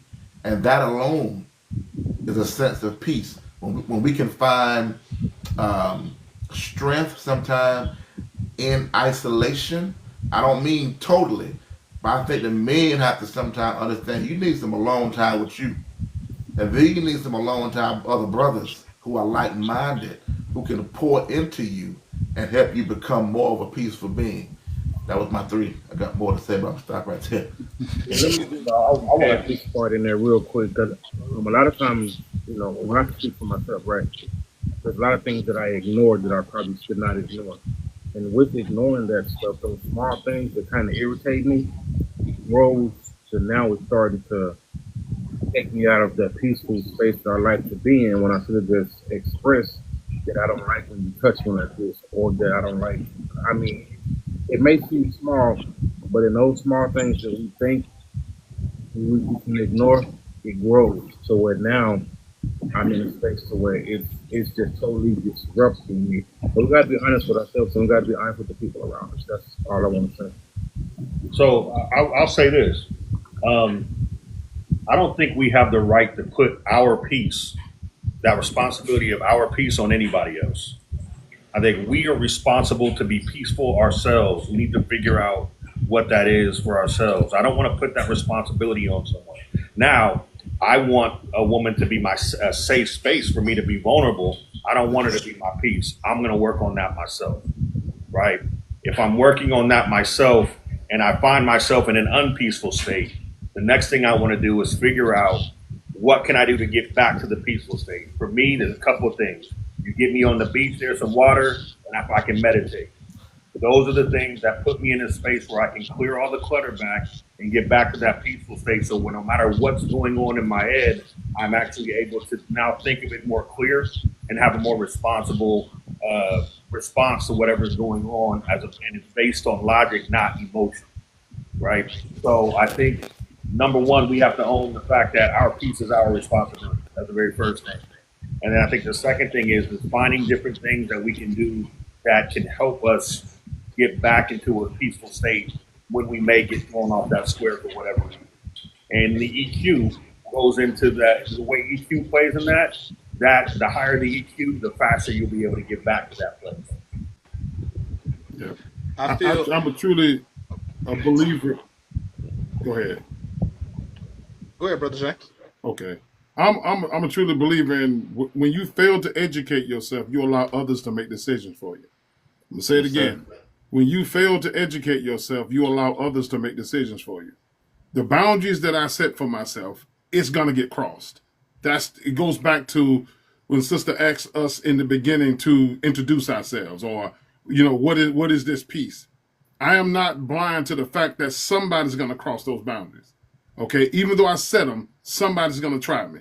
One of the worst things we can ever do is not be honest with ourselves. When you fail to educate yourself, you allow others to make decisions for you. The scripture teaches us wisdom is the principal thing. Therefore, get wisdom, and all you're getting, get understanding. Knowledge is power, but it's only power when it is understood and consistently and properly applied. I think we must educate ourselves on what peace is to us. Brother Ford talked about that time on the beach that he spends with himself to get to know himself, that self-awareness part. And so I am not oblivious to the point that somebody, the enemy of progress, will always come and try to do something to me to stop me. The enemy only attacks you in areas where you're most vulnerable. Okay? So I have to go and educate myself. Lord, what must I do in this situation because I acted out of character when somebody crossed those boundaries? What must I do in this area that I will not embarrass myself in front of man, and especially in front of you? So whatever the answer comes down to me, that is what I'm supposed to walk in. Whether I'm feeling good, whether I'm hurt, whether I'm crying, because many prophets and disciples walk with weight on their back. So I think that those boundaries, you set boundaries for yourself, but you must get understanding of what those boundaries mean and what happens if those boundaries are crossed. Because one of the things that I've tried to pride myself in is there's a big difference between getting wet and getting soaking wet. Okay, so I can run through the rain and get wet, but if I stand there, I'm going to get soaking wet. Now that's just pure ignorance right there. So we have to be honest with ourselves. I say it again. One of the worst things you could ever do is not be honest with yourself. You can set boundaries all day long. Somebody is going to cross it, and 9 times out of 10, it may be somebody that's most closest to you. Okay, Jesus was betrayed by the very person who's sitting right next to him. You see, even in the midst of the storm, when you're going through something and you think people will be there, every one of the disciples ran. You see what I mean? So if he faced it, and any other leader in the past have faced that, Dr. King faced it, Malcolm faced it, Sir Jonah Truth faced it, Harriet Tubman faced it. So we as leaders, we're gonna face it. So men, whether you admit that you are a leader or not, the enemy of progress knows that you're a leader, whether you want to say you're a leader or not. You may say, I've already C, but I still have to go D, E, and F. You may not recognize D, E, and F, but the enemy knows that there's something in you that's special. And so the enemy of progress will always challenge you in certain areas. And when those challenges come, all it does is introduce you to yourself. And once you see that, whether you act out of character or not, now you know what you're working with. Okay? So when it comes down to those boundaries and we set those pieces for ourselves, get an understanding that what is this to me? What does this mean? And one day, if someone crosses that line, how am I going to react? And I land my plane there. You know, it's super funny you say that, bro, and I love it because it walked right into what I was gonna say off of Brother Devon, what he said. We first have to identify we are our own peace. We don't need you, or we shouldn't want anyone to bring peace to you. But people, I'm gonna give you something now. When you have your peace, and you know you have your peace, it's your responsibility not to let others disrespect or disrupt your peace.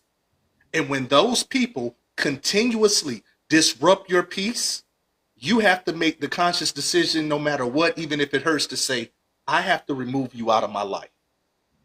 I'm sitting here and I'm at peace with myself. I don't need you to be my peace. I just need you not to come in and hurt it. You don't have to help me. I made this statement yesterday. You don't have to help me. I carry my own weight. Just don't throw your bricks onto my back. I will carry my own. But when you go to throwing your bricks on my back, and now you're upset because I'm saying you're disturbing my peace, people quick to turn around. How can I disturb your peace? You need to be your own peace. I was at peace until you throwed your 40 pounds of bricks on my back. I was already carrying 300 on my own. Now you didn't throw an additional 40. It's hurting. When people start to feed you that disrespect, when people start to feed you their unwanted weight, when people start to take out what they're going through and make it your problem, and when you're trying to help, you become the problem instead of the helpmate, at that time, no matter how much you love them, you have to look in that mirror, love yourself more, and remove yourself. And guess what? It is okay to do that because you have to love you more than you love others. Because if you keep giving everything that you got, eventually you ain't gonna have no more oil to pour. And then what are you gonna do? You're not gonna be good for them or you. So once you identify that you're your peace, if you see a continuous disruption, no matter what you're doing, you're trying everything in your power to make it work. If it just won't work, that may be God's very way of saying, hey, I'm letting you choose to do this. I'm not allowing it to work because you have worked and you came to me and said you wanted this. This is going to disrupt that. I'm showing you all the evidence in your face. It looked like it's going good, and all of a sudden the engine fall out of it. Where did that come from? That was God. That wasn't the devil. Stop giving the devil all of God's praise. Because sometimes God is the one that's throwing that hiccup in your life because he doesn't intend for you to go no further with what you're doing with that person. And guess what? That is all right because everyone is not a root in your life. Leaves on the tree are absolutely beautiful, but they fall off every season. Let them beautiful leaves fall off because in a new season, some more leaves are going to come. All right, sir. I think sometimes as men, we can't identify that we the problem. We can't identify that the reason why we got here is because of something that we did in the past. And that today we got to change the same routine, the same thing that we've been doing all these years, all these months, all these days, all these weeks, right? We got to change what we've been doing right now in order to be in a better place tomorrow. We don't understand that we're the problem. And I think that, I'm just kind of piggybacking off what everybody's saying, most especially what Walt said and Mr. Ford as it relates to me. What am I going to do, right? When am I going to identify that, hey, because of some of the things I've done, because of the moves I've made, that's why I'm here. So let's not do the same thing. Let's not do the same thing I've always done. And I'm going to change today. I think that when we're listening to each other and we're gaining this knowledge from one another, we got to use these things, not just be here to hear, but to listen, because those are two totally different things. I think sometimes we transpose those two words, like we transpose the words of ignorant and stupid. We're all ignorant, but we're not all stupid, right? And sometimes we pick up on stupid. What I mean is we pick up on stupid. We pick up in individuals in our lives that I think it was Brother Ford that says sometimes we gotta let people go. Sometimes we gotta let them go to get to where we need to be, even if that may be your significant other. That may be your best friend that you've had for 40 years. And you're not going anywhere because you still attached to him or her. Know who you are, know yourself. And once you do that, it becomes biblical again. You reap what you sow. What have you sold in? What have you sold into it? You hadn't sold anything into it, but you're expecting something to happen. It got to start with change. It got to start with, like Brother Wilkerson said, it got to start with fertilizing the ground. It's got to start with, I'm sorry, not with fertilizing the ground, but tearing up the ground, tillering. We want to tear it up first, and you got to tear it up. Everything that I have right now, you got to tear it apart in order to get something new. And that's what these conversations are about. How do I become new? I become new by realizing who I am, not what everybody else is, because you can't change them. You can plant a seed, but the real change has to begin with you. And I'll step off my feet. That was good, bro. I just want to add to this this boundary thing, and I agree with what everybody said. I just don't put my piece that close to the boundary line. I'm gonna say that one more time. I don't put my piece that close to the boundary line because, like brother James said, I know it's going to be tested. I know somebody is going to cross it. But in order to keep me and to level headed and operate in the fullness of who I am and who I learned to be from deposits from brothers like you and everywhere else, I cannot put my piece that close to my boundary because I am going to be disrespected. I can't see what I need to see in the heat of battle. How can I not miss even in the heat of battle? My piece can't be close to this line because it's got to be tested in order for me to even see and understand. It's not the devil, it's the Lord. It's not that person is being malicious. They're hurting right now. I was delivering the mail one day and I misdelivered the mail. I was talking to another brother, and the lady began to cuss me smooth out. I mean, smooth out. This woman was old enough to be my grandmother. Her son standing back behind her on the porch, saying all manners of things. Just a couple of weeks prior, she buried one of her other sons. And I deposited something, I gave something, the pastor was there, had stopped by. I'm one of those type of male people. And the brother I was talking to, he said, I hear her pain in her voice. I stood there, I said, look, ma'am, I gotta go. If I did anything wrong and you really think it was wrong. Now, on the inside, I'm tight. I'm not gonna hold you. I'm tight because she's talking to me and he's talking to me reckless. But because my piece is not that close to the line of my boundary, because we know we're gonna be disrespected, test, tried, and proven. That's just for me. I hear what y'all saying, and I didn't get this way yesterday, the day before, last year. I've just learned not to put my piece so close to my boundary line.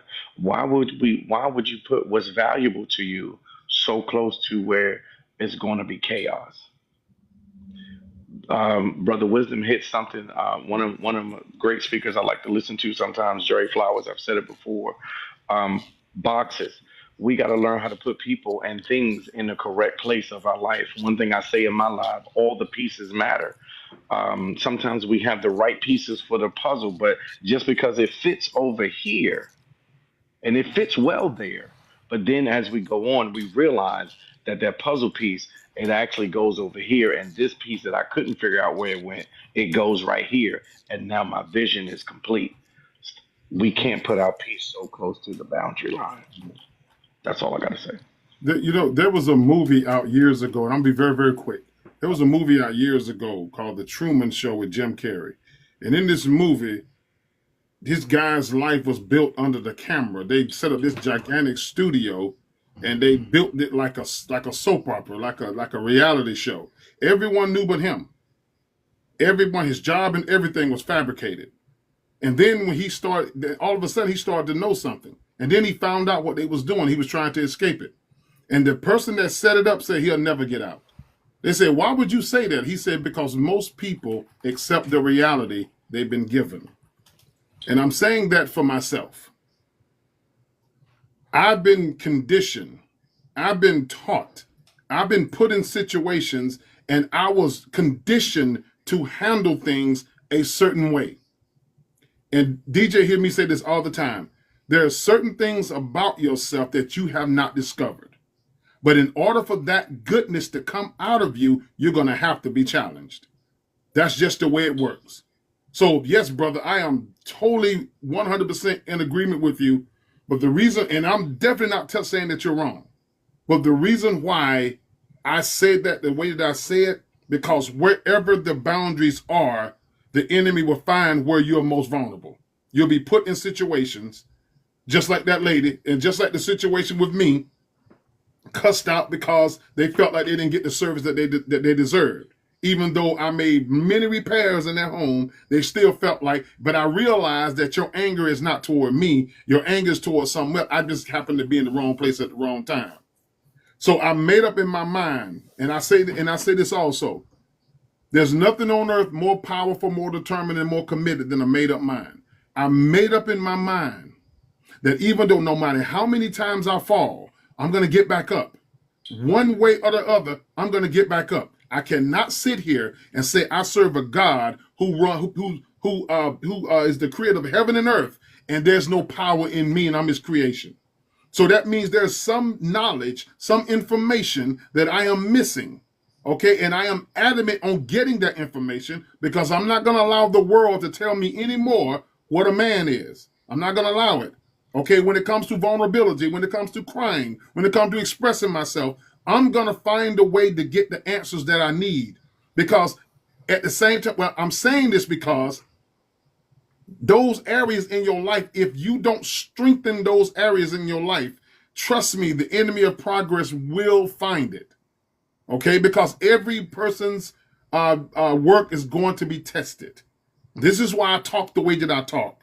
Because I've been put in so many situations where I felt, and DJ, we talked about this, I felt like I was just being controlled. I couldn't cry. I couldn't show emotions. I had to say things a certain way. I've never heard a lion meow. Never in my life have I heard a lion meow, ever.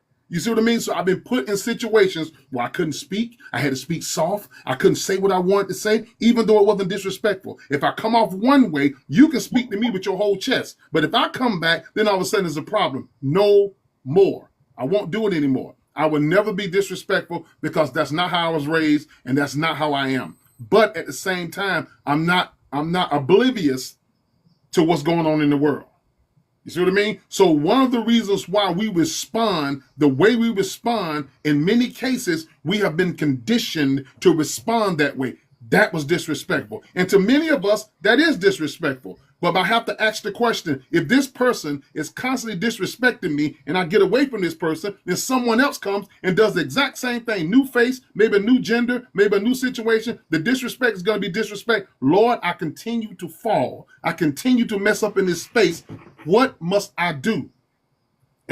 So I have to ask myself, what am I doing in that situation? Am I educating myself? Am I learning from that situation? It's work. It's got to put in. You got to put in work. But I just refuse to allow the world to continue to handcuff me. I refuse to do it. Your issue is your issue. It's not my issue. Even though you bring it to me, I love you and I care about your well-being, but I am not going to allow you to knock me off what God has put me on. I land right there. May I go on with fellas? Excuse me 1 second. Okay. DJ, did you have any parting comments? Go, fellas. I got to get packed for a trip that I'm taking tomorrow, but I enjoyed this very much. Brother James, man, that's exactly what I needed to hear. That was exactly what I needed in this moment, in this aspect of life that I'm in right now. So I appreciate you always speaking what's on your mind, what's on your heart, Brother James. Everybody, I love y'all. I see y'all in these streets. Y'all know how we do. LJ, I'll talk to you later. Peace and love. Call me, bro, when you. Right. Peace, brother DJ. Be safe in your travel. Take it easy. DJ. Be safe out there. Been a pleasure. So where was I? Oh, right. Boundaries, right? So a few things to say. Be as short and brief as it possibly can. Be brief, be bright, brother Ford, and be gone. So what I hear, and I'm just going to share my personal experiences of development, right? There's two types of boundaries for me. There's an outer boundary and there's an inner boundary, right? And I think sometimes they can be not confused, but they may not have been clearly defined. Because as we've all spoke about the outer boundaries, what people can and cannot cross, which they will and will not do because they're invisible, right? Upon meeting someone, how would they know that boundary unless you got it on your t-shirt or on a card you hand it to them? They don't know. So that boundary for people is whatever you desire it to be, and however you react upon that, that's just that. But that's outside. Then there's an inner boundary, what you will and will not do based on your experience, character, and understanding of things. So for me and mine, it became love, respect, and understanding. These three things I cannot go beyond, right? When dealing with people. Because those are my boundaries. If men are doing things that I don't agree with, I don't need to chastise the men. I don't need to go over there and, break it up. I simply need to say, I cannot participate. Be well, young men. Peace be upon you. But those are my boundaries. So it's not for them to say, oh, here comes Brother Wisdom. Let's go on and cut it up and do what we can do to get on his nerve. You know what I mean? That's an outer boundary. They have crossed into a space where I'm not comfortable. Now they brought that into a space where I am. But I can't do nothing about that. What I can do is remove myself, like what Walt would say. I don't have to be here, but that's my boundary kicking in for me. So the personal boundary has to be clearly defined as well as the outer boundary. You see what I mean? Because people won't know what's inside and what's outside. But you have clear understanding. You are in the driver's seat. You have clear understanding. So that is your responsibility on the inside and outside. How you take it, how you give it. So I definitely wanted to say that, because I think it's very important that we have in our understanding the basic things of our foundations that we build upon when we have the communication, man and woman, love, respect, and understanding be on thy mind, mouth, and heart. And as Brother James asked, about the renewing, be renewed in your spirit by renewing your mind. In every day and taking opportunity and understanding to be a new you. For every day that you live, you are a new you. If I asked everybody, are a new you. If I asked everybody on a panel to say, tell me about this day next year, right now, what do you know? You are not there. So you cannot speak on what you are not. But in every day, you are a new being. So you challenge yourself to check those inner boundaries, outer boundaries, see how those beliefs are working with you and for you. Because it's not that we do not take action. We all take action, and that is very good. It is the results of our actions that show you the value. Those are the things that we take the accounting for, the responsibility for, to say, is there change required in this? As Brother Talented Tim said, let me see what fruit this bears me. If I'm doing the same thing over and over again, what fruit do I have based on what I have sown? And that's simply because that's what's on the inside of him now being manifest in his outside. Not about the people, but about he himself, not the people who've crossed him. How did he receive? How did he respond? So for me, and I'll land with this, in my results, I have used those outer boundaries as traps, because I would say this: transmutation of energy is very important. Push or pull is still energy all the same. So when people come into my area of energy, they teach me something. So that benefits me. So whether you mean me harm, no good, or no value, I learn from that. You have made me better. You have made me stronger. You have made me wiser. I use that to my benefit, because it's going to happen. Like Brother James said, you bend, but you do not break. So I don't mind the bend. Bending is just fine. I enjoy a good bend every so often. You cut up, you have a dance, you enjoy your life. You know what I mean? So you have to allow, because it's going to come. What you resist persists, because there's a lesson and there's a blessing waiting upon you to learn. So in that season of understanding, think that reason, get the understanding. The understanding becomes reason. Now I know what that was meant to teach me. So I use that to hold that information and say, I bless mine enemy, because you have taught me something of value that I could not buy on the shelf. I could not have got this from you. Otherwise, should I have asked you to teach me this? So I transmute that energy that was not meant well for me. Now it means me well. Look what I have gained from this interaction with this person. So I just wanted to offer that as my level of growth and how I've been able to use these things to benefit not just me, but others that I may share and speak with, that you don't have to run from things. You don't have to remove yourself from things. You have to become observant, but not absorbent. You don't bring it within. You look at it as it should be. Be aware of your around. Be aware of all things. That awareness is the renewing of thine mind. And each breath you take, you are renewed, and you may steadfast in that moment. I land with that. Thank you, Wisdom. I want to thank everyone. We're going to go into questions now, but sometimes we get wrapped up in stuff at the end and we forget to thank certain people. So I want to first and foremost thank God for bringing us together to get today. I want to thank all of my moderators for keeping everything running smoothly, and everybody that's on the panel, everybody that's gifted, tapped, and shared the live. We're moving into questions, so if anyone in the chat has a question, please send a request and we'll bring you up to ask the question. And again, I want to thank the panelists for participating. And if no one asks any, if no one asks any questions, we're going to start closing out. So if you have a question, you might want to send the request now.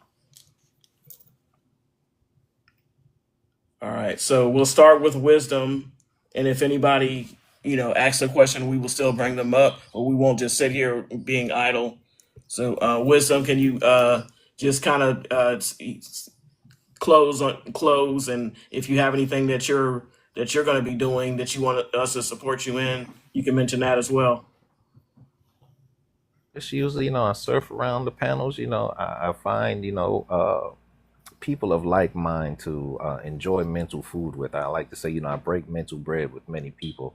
I learn from all. I think no one above or below. I simply seek, to sit at the table of those of wisdom and those of knowledge, those who wish to share, because I think there's much to be gained in our community of love, of honor, of unity, and that we can all do things together, when we have opportunity to share that word, we speak love. So I would simply say, be the change that you desire to see. I always think I say that in many ways, don't let the change be you, because sometimes when that change comes, the adjustment you are not prepared for, as Brother Devon would say, be prepared for that which you desire to receive. I believe I heard him say that once.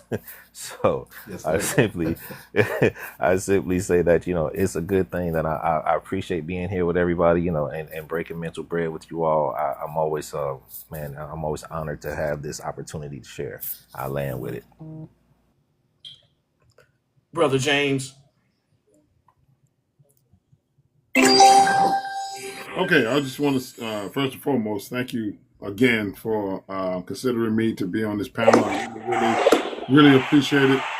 One of the reasons, this kind of the same thing with Mr. Ford. One of the reasons why I got into, became a leadership development coach, is because I know that there's a leader in all of us, And one of the biggest reasons that I ran into was a lot of men and women too. You know, there a lot of them are they're a public success, but they're a private failure. And one of the biggest problems that I've been seeing is people can't keep them because their private life is so out of whack. It filters over to their public life. We're seeing this in Hollywood right now, but it happens to the everyday person because we can't keep our personal life in order sometimes. And there's nothing wrong with it. We all go through it. Sometimes it filters over to our business and it ends up affecting us. And one of the things that I teach is work-life balance. Whether you have a job or whether you have your own business, there's a difference with work-life balance. Even if you're coming home by yourself, you know, if you are single or if you're married, there's still a work-life balance there. So that's one of the reasons why I really got into what I've gotten into. So I always believe that there's something great in all of us, but it's going to take effort in order to bring it out of us, you know. So society is going to attack us. Society is going to tell us what we can and what we cannot do as men. I just refuse to accept it. You know, society has a certain expectation of us as men, but if those expectations does not align with who I am in Christ, then I'm not going to fall for those expectations. You can put all the stigmas over me all you want to. I am not going to go for it. Yes, I grew up in an era that said men don't cry. I found out that was a lie. I grew up in an era where it says that men should not be vulnerable. I found out that was a lie. I am very vulnerable. I may not be vulnerable with you, but I'm going to be vulnerable with someone else. I was intentional in getting other men and women around me that if I have to have a conversation, I know who to go to. And it took a while to build that. Okay. It took a while to trust and everything. So I don't have to be your friend in order for me to get wisdom from you.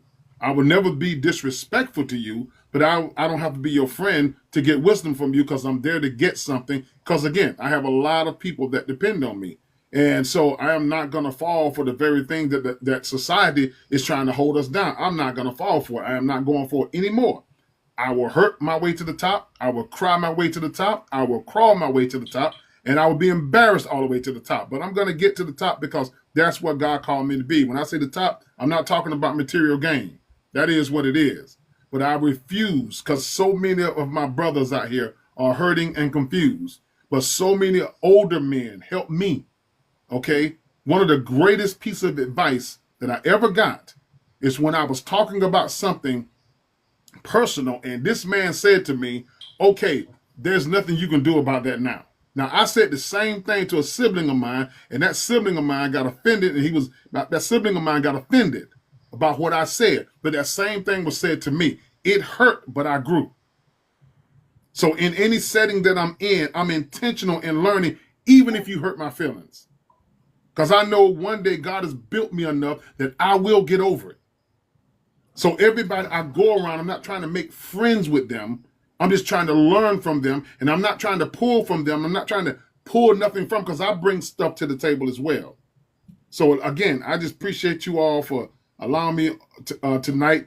I'm going to start back doing my lives on Mondays and Fridays. And my platform is all about motivation. It's all about motivation, inspiration, personal growth and development. That's what I do. I wrote a book called Power Reset 30. You can go to my profile, hit the link and go to Amazon, or you can download it digital. And that book is the story of my life. Those principles, I followed those principles, is the story of my life to get to the place where I am today. And I know I got a whole lot more to learn. And I've learned so much from every brother that's in these boxes tonight. And I really appreciate you, brother. I thank God for all of you guys. And again, you're better than you think you are. So we're going to keep fighting because I am an advocate for men. This is not to say I'm against women.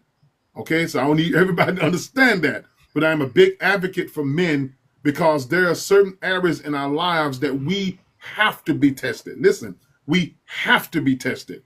As long as we are not tested, we'll never see what's on the other side. I land right there. Wilkerson. I just know I don't want to go after wisdom or Brother James ever again. I don't care if they closing out or opening up. But anyway, thank you, Brother James. I'm happy to be a part of this. But I'm going to say it this way with something that God has given me. Men, women, but brothers, continue to produce in the earth what God has given you to produce in the earth. Know that when you do, you will be effectively, infectiously, continuously contagious to all that you come in contact with. And understanding that, and this part I really don't have to say, but I'm gonna say it anyway. Um, I'm gonna say it this way. I thank all of you for living as the original that you were created. Because if you do it any other way, you will be living as a cheap copy. So I appreciate you for not doing that. Thank you. G. Devon. First of all, thank you for having me again on the panel. I thoroughly enjoyed myself. I would just say to all of us, we talked a lot about a lot of different things, and I just hope that all of us will learn how to be as men vessels of peace. I know we talked a lot about even with boundaries, and I would say without a boundary, you will never have peace. But to have a boundary does not mean that you do not engage. It means that you choose how much you're going to engage. I love the example that Wilkerson gave. And I think even in your example, you had a boundary because you chose how much you were going to engage. And you didn't allow yourself to be overtaken by what they were saying, and you took control of it by being the man that you are. I think that all of us have to know who we are and know, again, how to not just protect our people, how to create peace in any situation. I think when we do that, we will realize that at the end of the day, it's like having a garden with a fence around it. The fence is the boundary, and the fence protects the garden. The garden is your peace. You have to water that garden and nurture that garden. And I think that for us as men, when we're in a peaceful state, that's the best of who we are. But we have to know as men how to invest in ourselves, how to pour into ourselves, how to digest the right things, that the right part of us as men receive the proper nourishment. 'Cause I find a lot of times us as men, we're not pouring the right things into ourselves, and we are allowing life to live us instead of us living our lives. And we end up in sometimes bad friendship, bad relationship, and bad situations, all because we are allowing life to just run rampant, and we're not grabbing life by the hands and allowing God to dwell within us, that we can then take control of the life that God has given us. So at the end of the day, I'm going to end and say this. Life is like a business, and God gives us all business. It is up to us how we run that business. How fruitful that business becomes depends upon how we incorporate our business, how we manage our business, and how we treat those within our business. So I would encourage all of us to watch and manage the relationships in our lives, that we're able to have a successful business called life. Well, Well, first off, I just want to say thank you again, sis, for thank allowing you. me to be a part of this. It was three things that I had wrote down, some from the past, and a couple of things that were said tonight that I'm gonna try to tie all in together. But my good brother K Short said the other day, good should be the standard and not the benchmark. People in life, we have to start identifying that good is the standard, not that benchmark. So when you've been used to allowing bad to happen, when you've been used to just receiving or accepting the bare minimum, when it finally gets good, yes, that is an improvement, but don't let that stop there. Don't let your progress stop there. That's just the benchmark. You're just catching up to where you should have already been at. It's so much further ahead that you should be allowed to push yourself or expect from others to give you, especially if you're giving that out. So don't allow that out. So don't allow, good to be your benchmark. Don't let that be the bare minimum that you're going to get. Another thing that I remember from Brother James, he said, and I hope I say it right, Brother James, he said, apologies come in conversation. Change comes in action. People, stop thinking when you wrong somebody, well, I said sorry. Yes, you said it. That's the apology. But a lot of us, especially the ones that we're trying to fight hard to keep you in our lives, we're not listening for the apology. We're looking for the change. and the change comes in action. So we hear you, but we want to hear you more with our eyes, not our ears. So if you really mean what you say, let our ears hear it, but let our eyes witness even more than what we heard. And the last thing that I say is something that I said. The biggest thing that I could tell people, stop making excuses to yourself to be where you want to be at. We're sitting here, myself included, and we allow ourselves to stay in these stressful situations. We allow ourselves to stay in these health-ridden situations. We allow ourselves to stay in these sinful situations. We allow ourselves to stay in these financial situations, and we're not doing anything to get out of it. But we're making every excuse of why we're here. We're making every excuse to everybody else. Hey, I'm fighting, I'm trying, I'm doing the best I can. That's not the best you can. If you're in a situation that you want to be out of, you got to want to be out of that situation better than you want at your next breath. SOB, shortness of breath. Anybody that's ever had an asthma attack or a shortness of breath, that next breath is the most important thing in the world to you. You give up everything for that next breath because you thinking you finna check out of here. When you got your back against the wall and you in a situation, you got to have SOB mentality, shortness of breath. The next thing I need to do over anything is breathe. And if that's not it, you don't have to make excuses to nobody. It's your life. You're entitled to live your life the way you want. So if you want to remain stagnant in that area, don't make excuses. Embrace it, live it, and love it. Be true to yourself. You deserve that. And I land my plane right there. Okay. Thank you. Mr. Ford.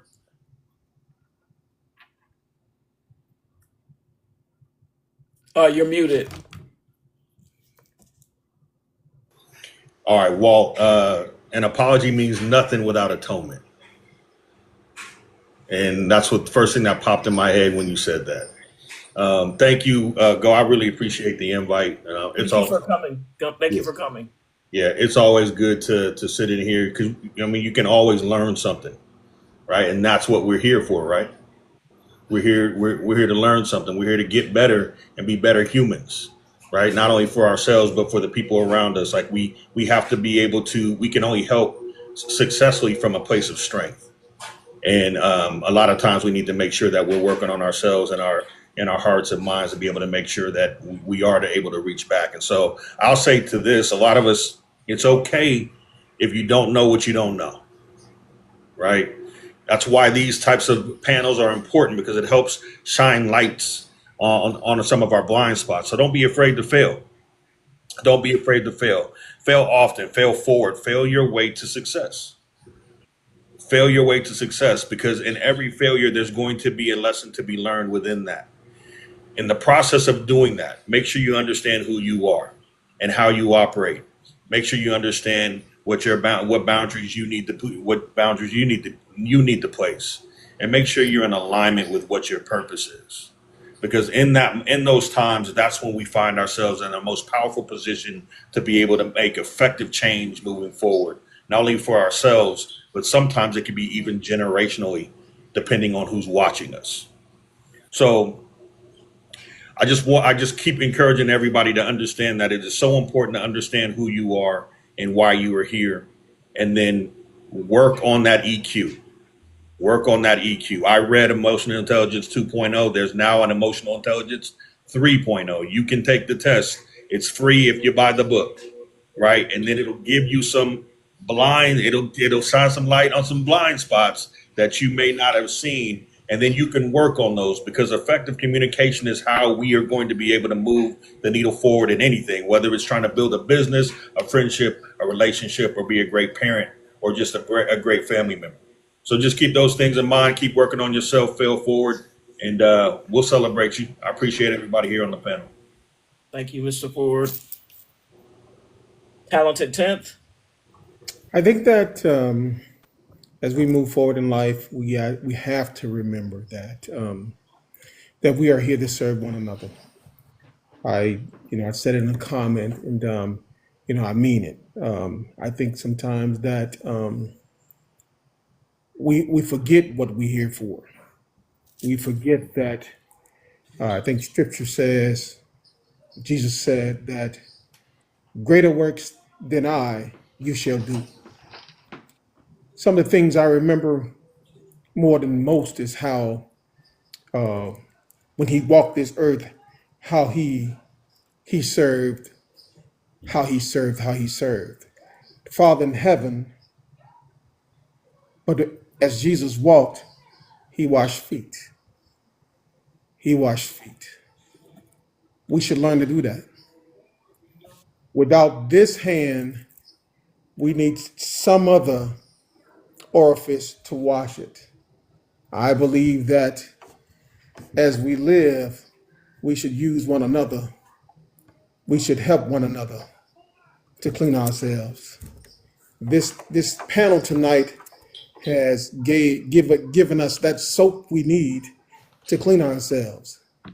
Those who were listening, those who heard, and there'll be people who apply and those who won't. And that's okay. That's okay. But as long as we travel and we can touch just one, we did our job, right? And I think tonight I was touched, so that one has it's already been accomplished. I was touched. I hope that I can sit in this audience more often. I'm sure that in passing I'll learn something. And today I've learned a lot. Um, I want to thank you, Go Talented 10th. I want to thank you. And I want to thank the gentlemen that all of you who were here this evening. I appreciate you. And I know that what you've shared will be shared again. It will be repeated. I appreciate you. Okay, we did have one person that came up. Looks like want to ask a question. So before we shut down, we'll go ahead and do that. T for fans, are you on? Yeah, I'm here. Can you hear me? Yes, we can. I love what he said in the spirit realm about washing feet, but in today's reality, what does that mean? So, for instance, if I'm in dire need of help, does that mean that somebody can help me and that means that you're washing my feet? Because I don't think, I mean, just elaborate on washing some feet. Well, what I'm trying to convey is do what you can. When you pass by and there's something you can do and you do nothing, you're not doing your job. Okay. When I say, that's what I mean when I say washing the feet. We're here to serve one another, not just self. This forum, so to speak, tonight wasn't about the individual, but about the collective, sharing the things that we know or what we believe with others. It was washing feet, so to speak. Okay. Let me add to what. Let I me add to appreciate that. that. I appreciate that. But let's say there's a lady. She has worked really hard but she's been through lions, tigers, and bears, including family.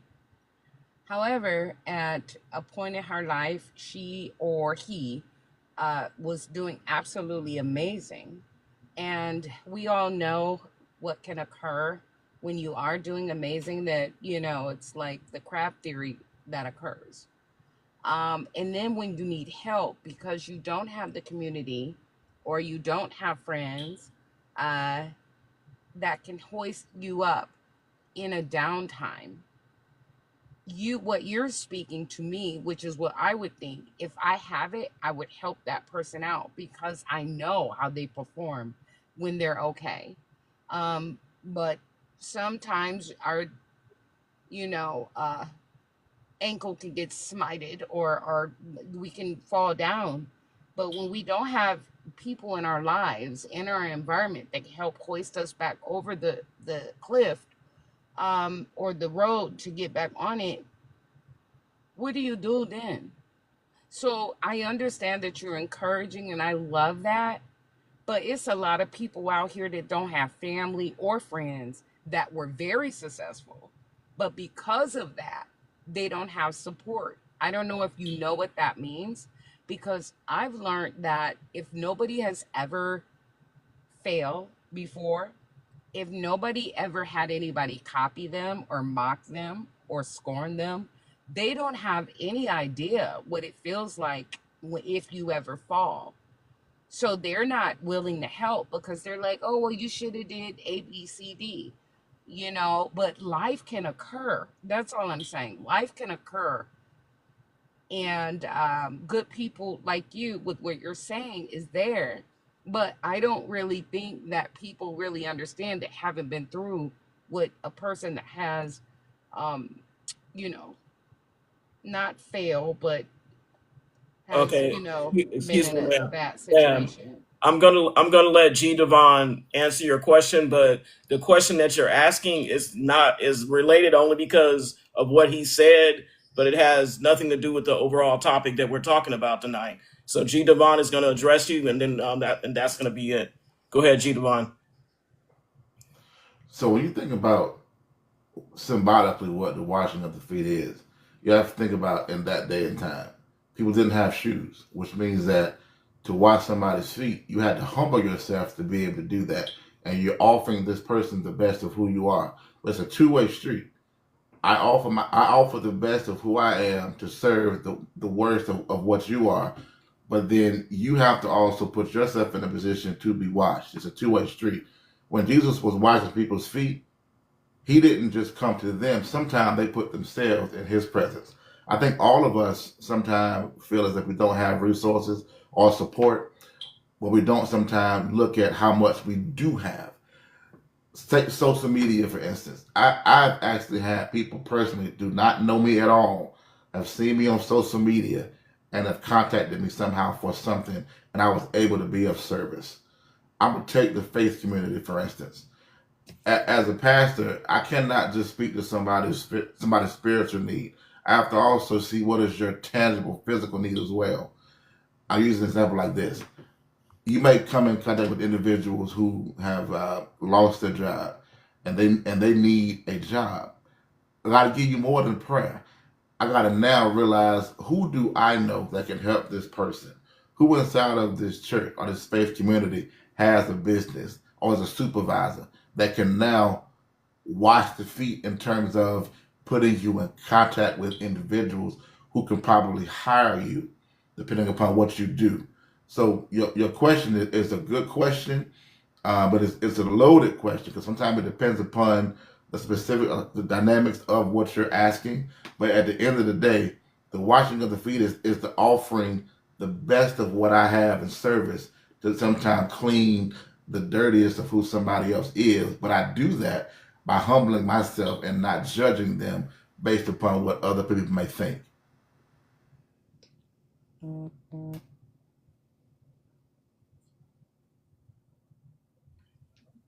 Are you there, T?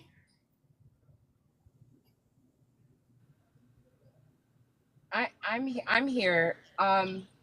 So I agree with what you said, dear. Those are resources. I really appreciate what you said. Okay, excuse me. Sometimes people go through Excuse me, ma'am. things. Brother James, go ahead. I would say in this Oh wow! situation now, because I now only had you are 2 seconds. your friend or this person they're in the middle of this situation now. So now, even though they don't have, because I've been in this situation before, but one of the mistakes that I made was I was warned prior to it. And because I did not do what I was supposed to do, I found myself in the middle of a situation. Now here I am as a father, husband, and now I did not get myself prepared prior to going through this storm or through this loneliness where there was no one there to come and help me. But God was able to get me through. I had to do whatever I had to do in the moment to keep myself and my family afloat. But in that moment, I learned from my mistakes. So I say there's a possibility that I may see this again. So what I began to do, even in the midst of what I was going through, nobody showing up, I just had to get the little crumbs that I needed to keep my family afloat. So from that, I learned from that. So I said the next time, or if there is a next time, I will prepare myself a little bit better because I understand now that the resources I thought I had, I don't absolutely have it. I didn't get upset with them. It was what it was. My focus was that if I go through this again, I will be prepared. So tell your friend to take this as a teachable moment, that when she sees this again, that she begins to prepare, because God is going to bring her out of this. But she have to just do right now what she has to do, and just don't give up, don't quit, but just learn from what you went through, because when you see it again, you know, you'll be prepared. And then with this story here, she can now be a testimony to somebody else. I just want to throw that out there.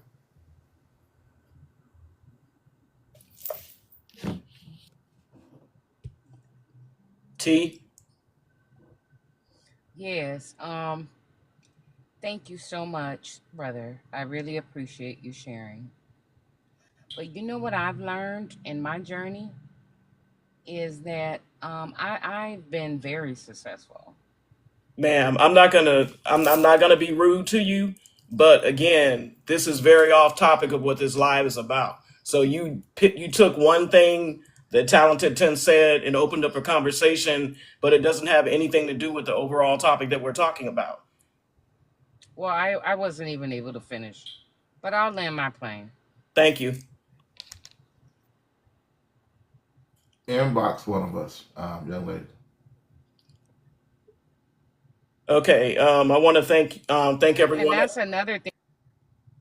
I want to thank everyone that came up tonight, that was part of the panel, as well as the moderators, everybody that's in the chat that tapped, gifted, and shared. I appreciate you guys as well.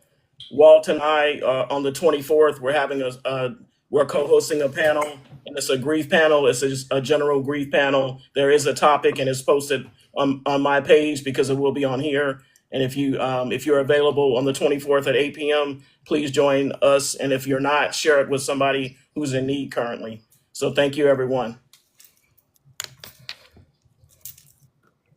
Good night, y'all. Good night. Night, y'all. Good night. Thank you.